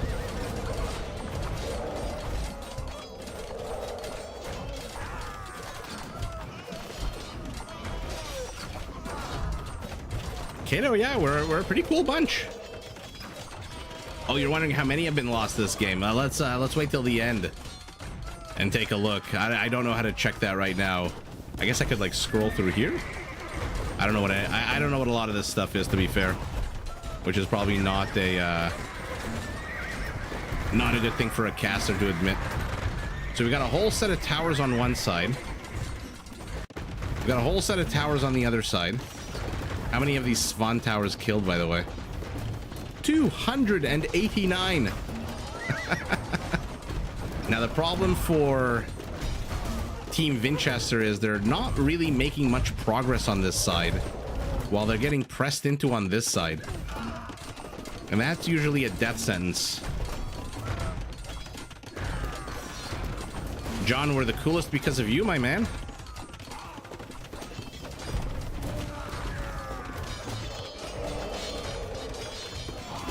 John is an OG. Has been here since the beginning. When these streams would get like 7 people watching, John would be 15% of the viewers. Okay, elephants are closing. Will Blue attack them? Will he kill his teammates' onagers? No, the Svan towers do that just fine.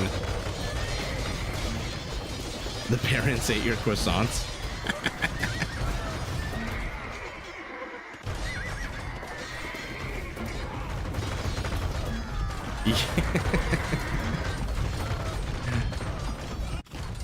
Yeah, there's not really that much progress being made, and now we've got Malay battle elephants, the saddest elephants in the game.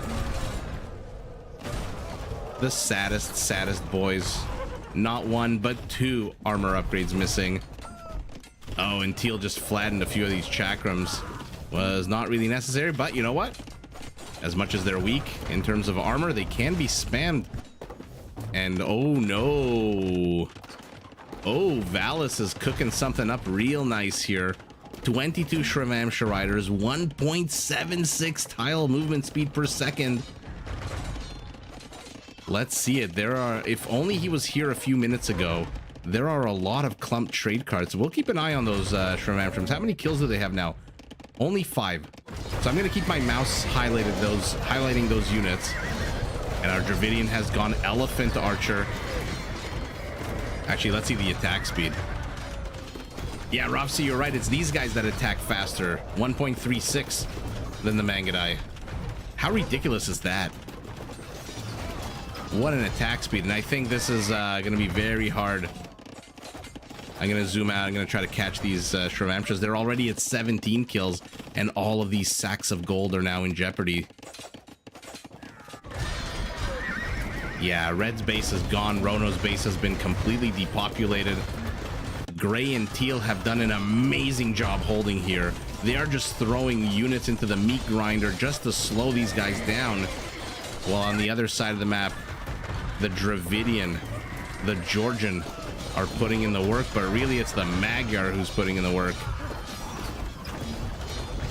With those never-ending paladins.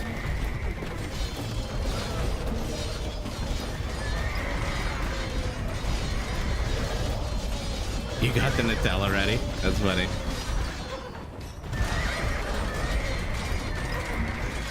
Cookies. Sometimes I feel like Homer Simpson in this chat. Anytime you guys talk about food, I'm like,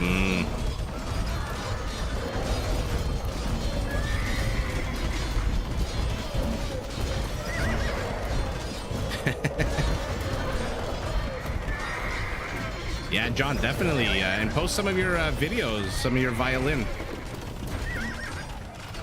Look at Green's eco setup. Chef's kiss. 69 on gold, 51 on food. Basically means never-ending paladins. Although it looked like its production was slowing down for a second there with only 5. And look at the bottom left of your screen. These Shravamshas started with 5 kills when they exited the mouth of the cutted forest. The cut forest. 70 more kills added. 58 trade cards. And is it any surprise being pressed in on one side, making no progress on the other, and now losing 58 trade cards that they decide to tap out, even though civilian population is not that dissimilar. Oh yeah, you love to see it. You love to see it for the Georgians. Interestingly, one of the few games we've seen where the Georgian hasn't gone Manaspas at all. Not even a little bit. He didn't even get the upgrades, the armor upgrades for his cavalry. So our Georgian had a game plan, go those decent, they have pretty good infantry line, and then the heavy siege. Svan Towers seems to be a winning combo in Rage Forest versus the Manaspa. Although to be fair, the Manaspa pretty much could have done as much damage as the Lechai could have. Absolutely peak AoE. Blazed Forest, hey Atlas. Well, at the very least, we have one more game. At the very most, we have 2 more games. And now, Brandon, let's take a look if I can find resources lost for both teams. Biggest donor was our Magyar. Wow, even with the never-ending Paladin stream, he is the biggest donor, biggest recipient, our Gurjara. Well, there's your Shravamsa transition. Well, this is how he was able to afford it. 53,000 gold, 38,000 from trade. Absolutely epic. Conversions, not relevant in this game. Raisings, our Dravidian, big surprise with those siege archers. Look at our Georgian, 1,300 kills. I'm curious to see how much of that is the Svan Towers. 330. That is a good number. Fangies, buenas noches. ¿Qué tal? And how do I check resources lost? Let me military kills ratio, raising conversions, army high, economy, technology. It's got to be in one of these, right? Ravsi, thanks so much for joining. Have a fantastic night. Eco killed. Spent destroyed. Okay, so this, Brandon, this must be it. This must be it. Look at the idle DC times. You gotta love it. Yeah, it's right here. So our Gurjara, who destroyed the most? It looks like our Georgian. Well, there you go. Svan Towers, Siege Onagers. 112,000 destroyed. All right. Let's move on to the fourth game then. That is very impressive. I mean, all of the numbers are high. The game did last an hour and 9 minutes. Okay.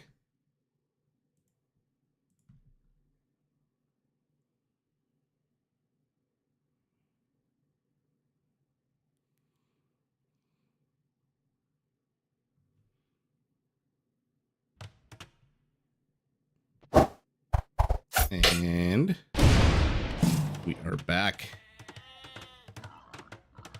Winchester's team.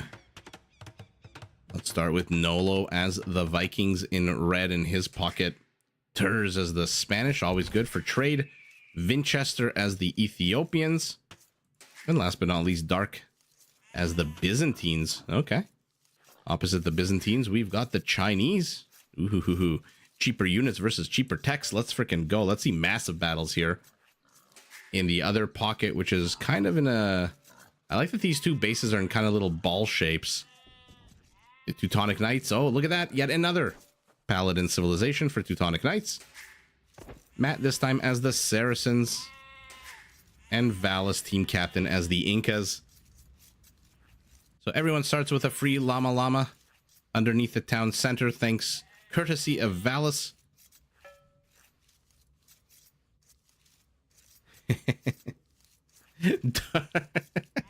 Nacho, you really have it out for Dark, huh?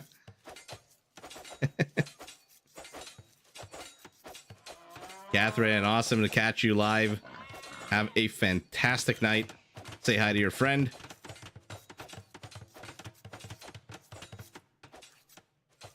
Kyle with the balls, right? It kind of looks like a pair of balls here, these two bases, or a pair of glasses, or a bicycle, or something. Definitely very round shape. And yet again, we have a situation where one player is facing off against a potential 2v1. Although, to be fair, the Vikings is not a bad civ to 1v2 against, although the Saracens and the Incas. All right. On the other side, we've also got a bit of a 1v2 with the Chinese against the Byzantines and the Ethiopians.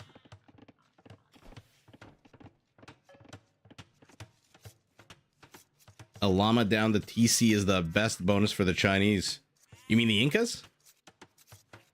Oh, sorry, yeah, Gildo, my brain spazzed out. Yeah, you're absolutely right.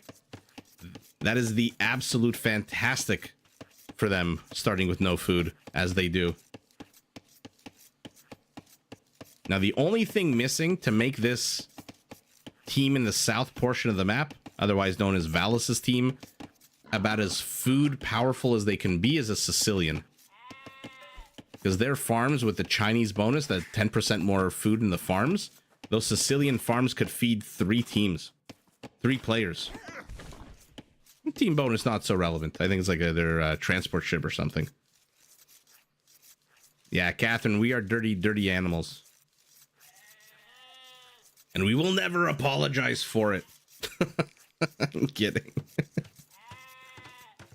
To be fair, though, when I said balls, I was thinking tennis balls.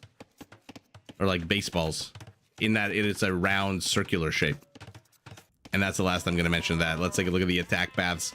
A very odd, strange, looks like if the Batman logo got splattered on the highway, forest carving up 2 attack paths. Looks like Valis has decided to take one and our Saracen the other. Rono is not contesting any of this, so of course Valis is going to punish him for it.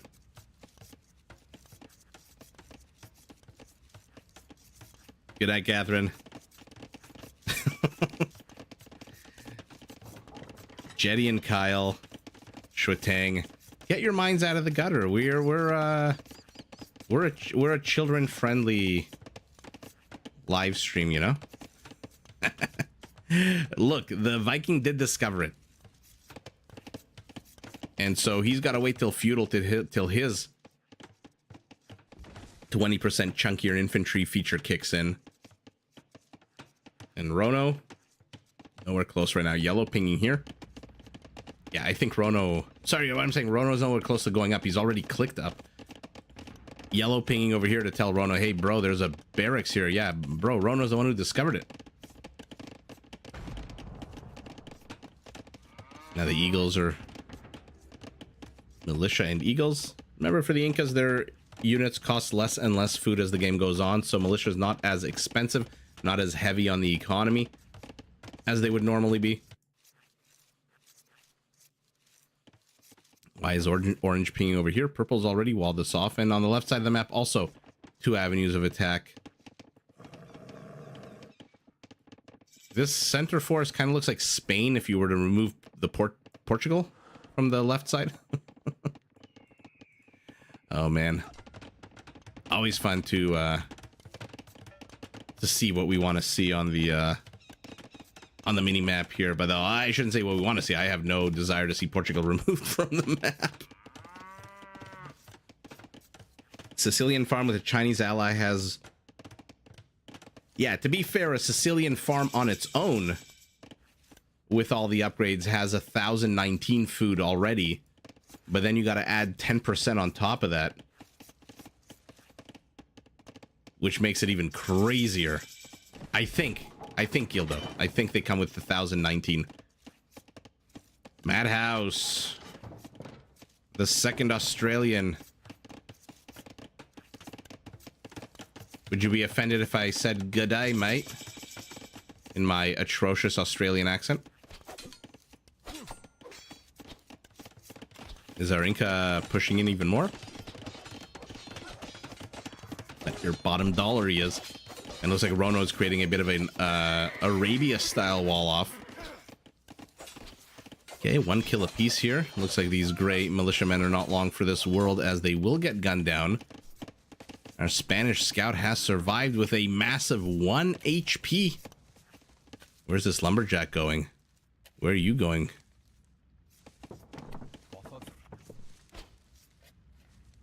Oh, he's going to wall. Okay.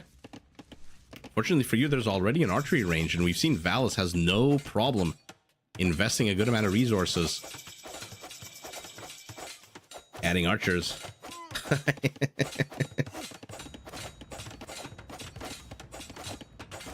Kyle, the way the Sicilian farms work is every time you research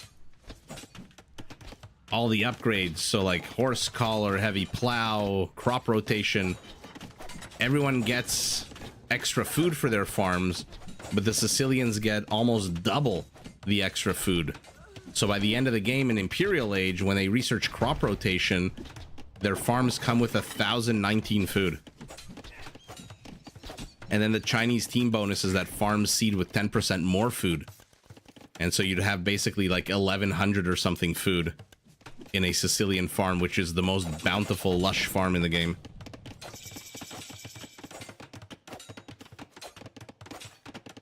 Yeah, the Sicilians doubly benefit from the farm upgrades. Because normally it would add 75, 125, 175, and the Sicilians are basically double that. The only Australian who knows, give me Thanos, one of the most badass entrances of any character in any movie of all time. Yeah.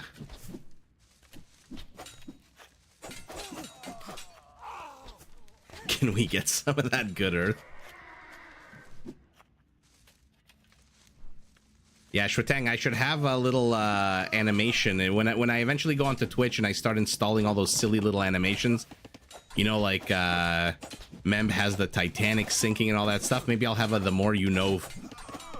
And what's the name of that actor that played Geordie LaForge in Star Trek The Next Generation, who's all about the learning annex and the book learning and all that stuff? Oh my god, I can't remember the actor's name right now. But yeah, Kyle, those Sicilian farms are ridiculous. Somebody in the chat, tell me that actor's name, I forget. He did the More You Know, Geordie LaForge, and I think that's the only thing I know him from.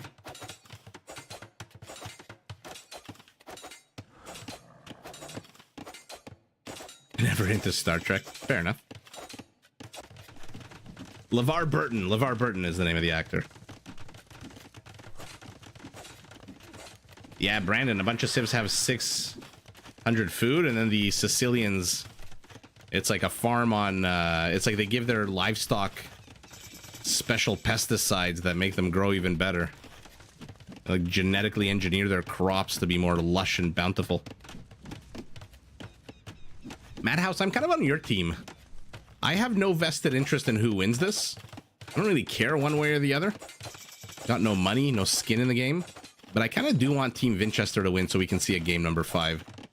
So far this tournament in the quarterfinals, I think we've seen 2 5-gamers and 1 4-game set was last night.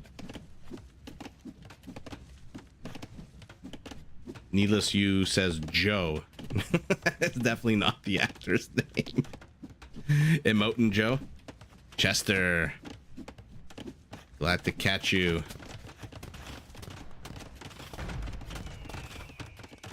Oh my god, the not this time meme from Jonathan Frakes? Yeah.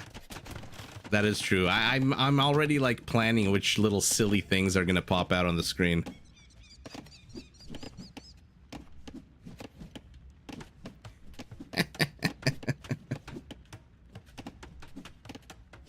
All right.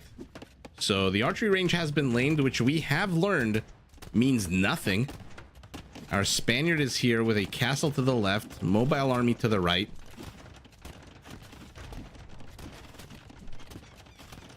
On the left side of the map, it looks like our Chinese is pressing heavy with 2 towers. A Persian scout to reinforce. What is our Persian doing? Going up to a 4th town center.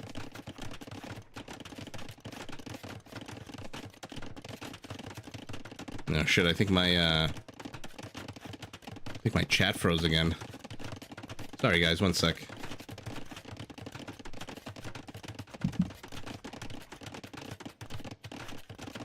Logan, who won the Slam series yesterday? That was Team Barrels. So unfortunately, the Canadian is knocked out. Oh, sorry, needless. I was supposed to ask Joe who.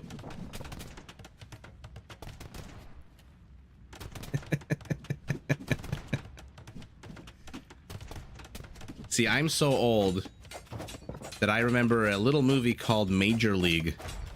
Before Charlie Sheen got all, what's the polite way to say this, insane, and started talking about drinking tiger's blood and how he was, I don't know what the hell.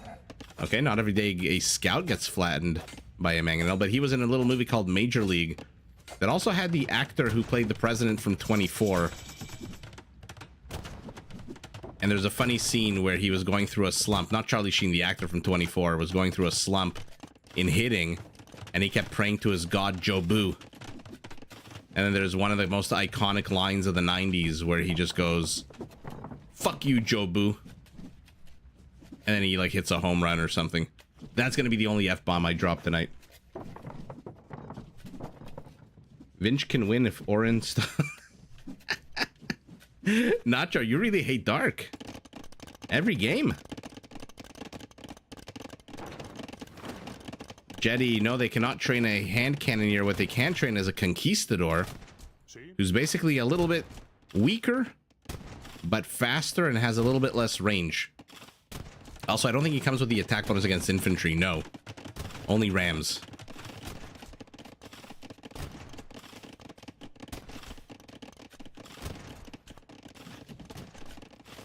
I noticed it was the Viking range, not the Spanish range. My mistake.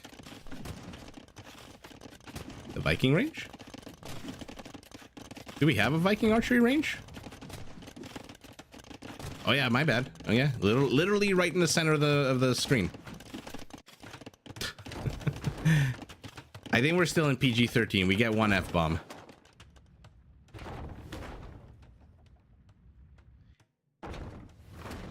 Needless, what's hilarious? The Jobu comment or the fact that PG-13 you get 1 F-bomb?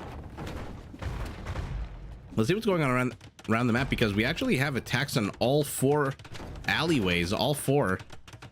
Chinese mangonel, Chinese mangonel and tower. Lazy scout doesn't want to do much tonight.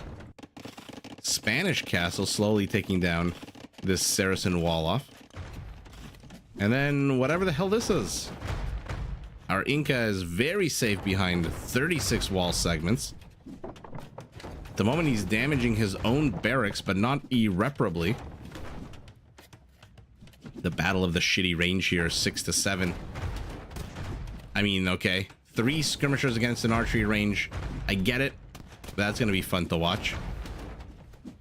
It's kind of sour when your mangonels have to clump up like that, because the Conquistador's accuracy is not great. 65% base accuracy. So even if it misses one mangonel, it should hit the other. especially when they're that, not especially, but when they're that clumped.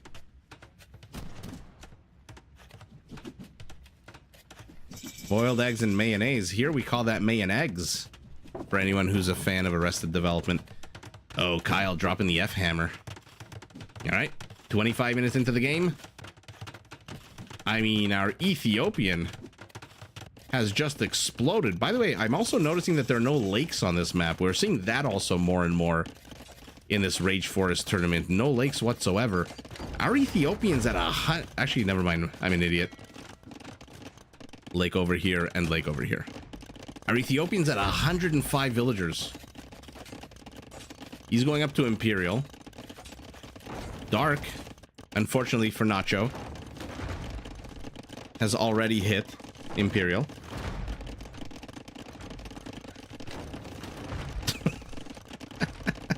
Now everyone's dropping the F-bomb. Ooh, we got a bit of a Saracen wall off here. What is our Saracen doing, by the way? Also heading up to Imperial. Our Persian big surprise going heavy cavalry. Savar this time. I said Paladin civilization. I should have been more clear.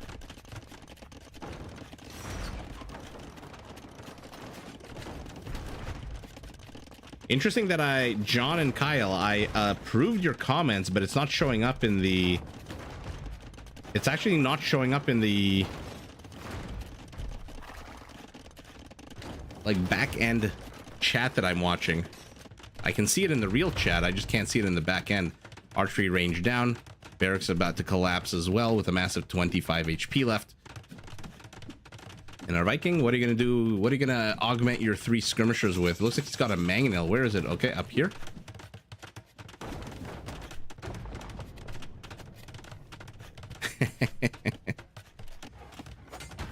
The only bomb, Chris, I want from you is a pasta bomb. Dark is cooking. Nacho, why do you hate Dark so much? It's so funny.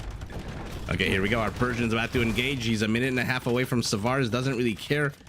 He is looking for some damage. And these +1 attack Cavaliers may or may not give it to him. Let's see how well they do. He sees the 3 barracks from our Ethiopian. We've seen this from Ethiopians more and more. Barracks. You've got the fastest firing arbalesters. You've got Shotel warriors. What the hell? Let's see them. What's inside of you? A couple of petards. So for now, the only real action here is inside of the Ethiopian base. Maybe our Ethiopian had a crystal ball and he knew that he was going to get pressed into, which is why he went up to 118 villagers. Our Saracen, what are you preparing? Siege onagers, gold mining, stone mining, forging. Oh yeah, come on, show us some Mamelukes. Show us some Mamelukes. Oh yeah, there you are. It's always like a sigh of relief when I see the the Saracen go Mameluke. And now we've got Savars with a ridiculous 8 pierce armor.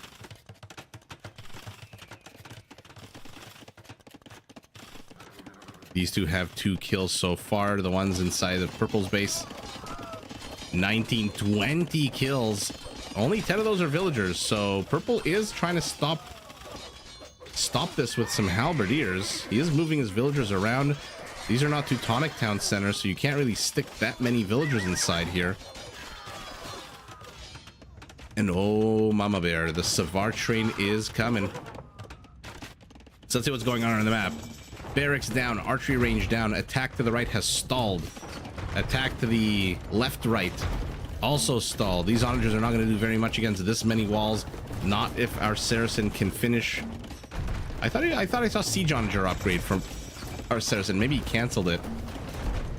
There's chieftains for our Viking. What? What? Is he expecting cavalry out of the Incas? Maybe he's expecting camels? Okay. On the left side is where the real action is. The Savar incursion into Purple's base. Holy shit, look at Purple's villager count. It was at 118. Teutonic tanks. Just freaking Persian tanked The economy of the Ethiopian. Holy moly. Saved by the Spanish Cavaliers, saved by the Byzantine cheaper halberdier, and now our Byzantine's paying the price. What an amazing move out of our Persian. I will say Teutonic Tanks has proven himself tonight, aside from game number 1, to be quite adept, quite good at heavy cavalry play.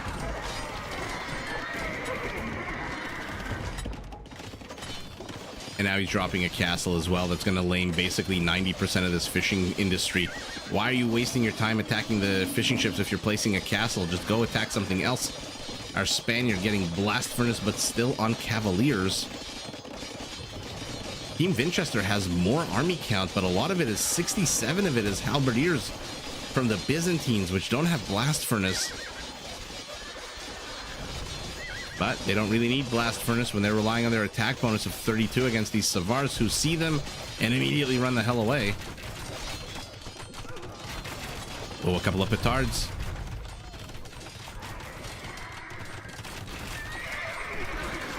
Chinese castle is up, so now these halberdiers are going to be dead meat. And he garrisons the petards and the Chukanus inside of here. Let's see what our Saracen is up to. Okay. Elite Berserker heading into battle. Not quite fully upgraded. Nolo, our Chinese, getting murder holes for that offensive castle. There's that siege onager upgrade back again for our Mameluke friend. Does need blast furnace 40 seconds away, and also needs bloodlines. The Mammy should have 133 HP, not 113. And our Persian is expanding to the rear, a nice little rich vein of gold and stone. Was this castle canceled or denied? I feel like that castle was destroyed. But what destroyed it? We're gonna have to go back. I want to go back to the 37-minute mark of the game, because Teutonic Knights has no stone, and that castle wasn't that far along. You have to remember 37-minute mark of the game. Our Spaniard, a minute from Paladin. Andean Sling for our Inca, who has 4 slingers. Okay. Removes the minimum range of the slinger and the skirmisher. He has added 18 Kamayuks. Let's see these guys in action. I mean, Kamayuk versus Berserker. The Berserker should take that handily unless the Kamayuks pull a Step Lancer and stack one behind the other. Okay. For now, they're just kind of running away to the safety of their castle. Big ass spears held forward. Oh, yeah. But these are just basic mangonels. And here we go. Now they're stacking, and now the Vikings dying. And the slingers are here. All right, I forgot Andean Sling also adds a +1 attack to them, I believe. So a triple effect. Oh yeah, stackability, baby. And the Viking runs away, but will he get got by the slingers? Oh, I love their little animation. It's like a little arc of stones, similar to how the longbow arrow fires in a big old arc. Oh yeah, let's see it. Yesterday we were denied an epic clash of massive armies. Not tonight. Chukanus, are they elite? No. Do they have rocketry? Yes.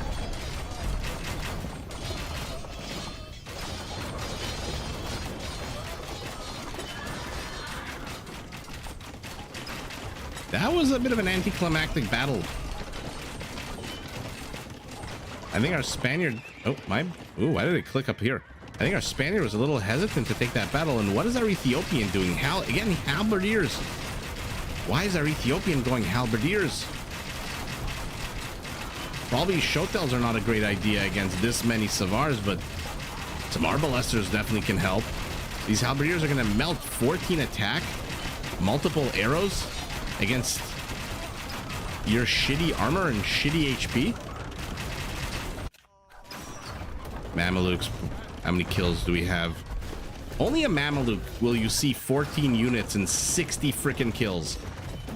Only on this unit. Unless you're talking about onagers, maybe. Non-siege. Only this unit. And maybe some late chai. Another Chinese castle in a very forward position. Now our Spaniard might want to ask his Ethiopian friend to delete these gates. Oh, there's Chukanus in here as well. It's adding so much arrow fire. Both onagers are down. But maybe Yellow's just buying time for this Ethiopian Treb. Does he have torsion engines at least? No.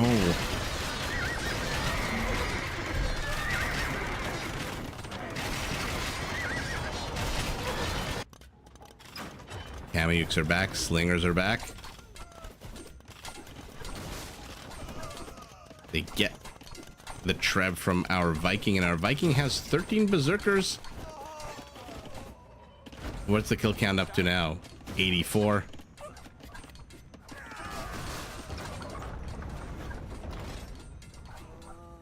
Kiting halberdiers all the live long day. Oh shit, looks like I missed a big ol' engagement here between the Spaniard and the Persian.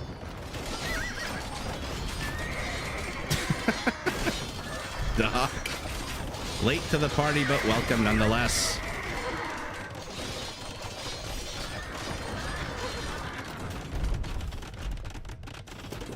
Where's the trade going, by the way? Oh, man. Team Winchester is down 100 army count, by the way. Down 50 villagers and trade cards. Chukanus are trying to get that onager, and a team Valis. Okay. So 2 5 gamers and 2 4 gamers in this quarterfinals. Wow. Really? You couldn't let us see this? Honestly, if the Mamelukes don't kite, I think the Berserker takes this. Maybe not.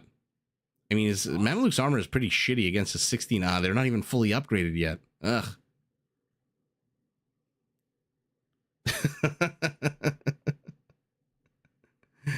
Toronto meetup when? That's a good idea. That's a good question and an idea, John. At some point, definitely. Some viewing party of some kind.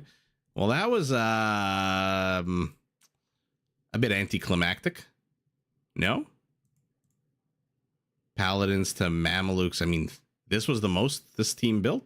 Trained? Really? I for sure thought Savars would have outnumbered 56. We saw so many Savars. But it all started with the absolute atrocious killing of the Ethiopian villagers, the gutting of that economy by Green, who then turned his attention onto the Byzantine, wrecked them with the help of these Spanish trebuchet, Chinese trebuchets, 8 of them. And that's all she wrote for Team Winchester. We've got our final 4 teams, ladies and gentlemen. Biggest donor, the Spanish. Biggest recipient, the Byzantine. Of course, he had to probably flee very early on. And the most kills, our Persian. No surprise there with the Savars. 60 buildings destroyed by the Chinese. Conversions, 0. Okay, so absolutely nobody went monk play. And Nacho, you got your wish. Dark has fallen. Fierce fighters fearlessly forge forward, fortifying forts and flourishing fields. Fierce foes face ferocious fights, feeling futile. Fortuitous victories fuel further feats. Follow for fierce fun. Chris, I'm glad I could say that with only one mistake. Atlas, I've said this before, and I'll until something changes, I'll say it forever. Valis is, in my opinion, the best Rage Forest player at the current moment. I mean, I don't know that Slingers was... Sorry, I don't know that Chieftains was really the upgrade our Viking needed. Probably Boggs Vagar and those stronger Arbalesters would have been helpful here. It also doesn't help that he was pretty much 2v1'd after a while. Our Spaniard, having lost his infrastructure, did not really join in on the fun or replenish or do anything. Our Spaniard's army count fully focused on contesting the Persian incursion. I love that scene from Vendetta. I love Vendetta, period. I wrote a paper in law school. I did a course in security law, not like securities like stocks and bonds, but like security like security. And I wrote a paper about the Canadian Emergency Act.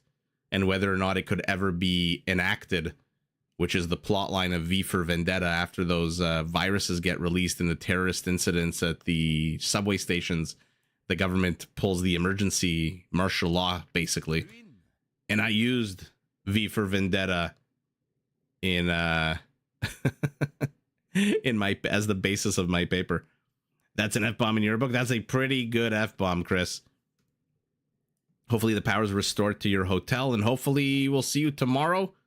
I think this is all she wrote for me. I'm going to go grab a quick bite to eat and then pass out. Little idle villager coming in hot these mornings, full of energy, full of life, and yours truly is not a spring chicken. So thank you, everyone, for joining. Thank you, everyone, for commenting and posting and saying mostly nice things, a few swear words here and there. But yeah, everyone, appreciate it so much. Catch you again tomorrow for something. I don't know what. I'll make it up as I go along. I'll wing it. I don't know if it'll be Rage Forest. Maybe a week of Rage Forest is enough for people. We'll see. Maybe we'll find some 2v2s. We'll find something else. But for now, I appreciate everybody. Thank you so much. Thank you, guys. Doc. Everyone in Australia, Madhouse. I guess just the two of you. Have a fantastic rest of your... I guess it's afternoon now, 12:23. Have a fantastic rest of your afternoon. Everyone, Shwetang, have a fantastic morning. And everyone, Chris, hopefully no more power outages. Hopefully the rest of the night uneventful. Kato, thank you so much. Needless you. I gotta stop thanking everybody. Otherwise I'm not gonna leave. Everyone, thank you so much. John, hopefully we'll catch you tomorrow as well. Nacho, no more dark in this tournament. So everyone have a fantastic night. Take care, and I'll see you tomorrow.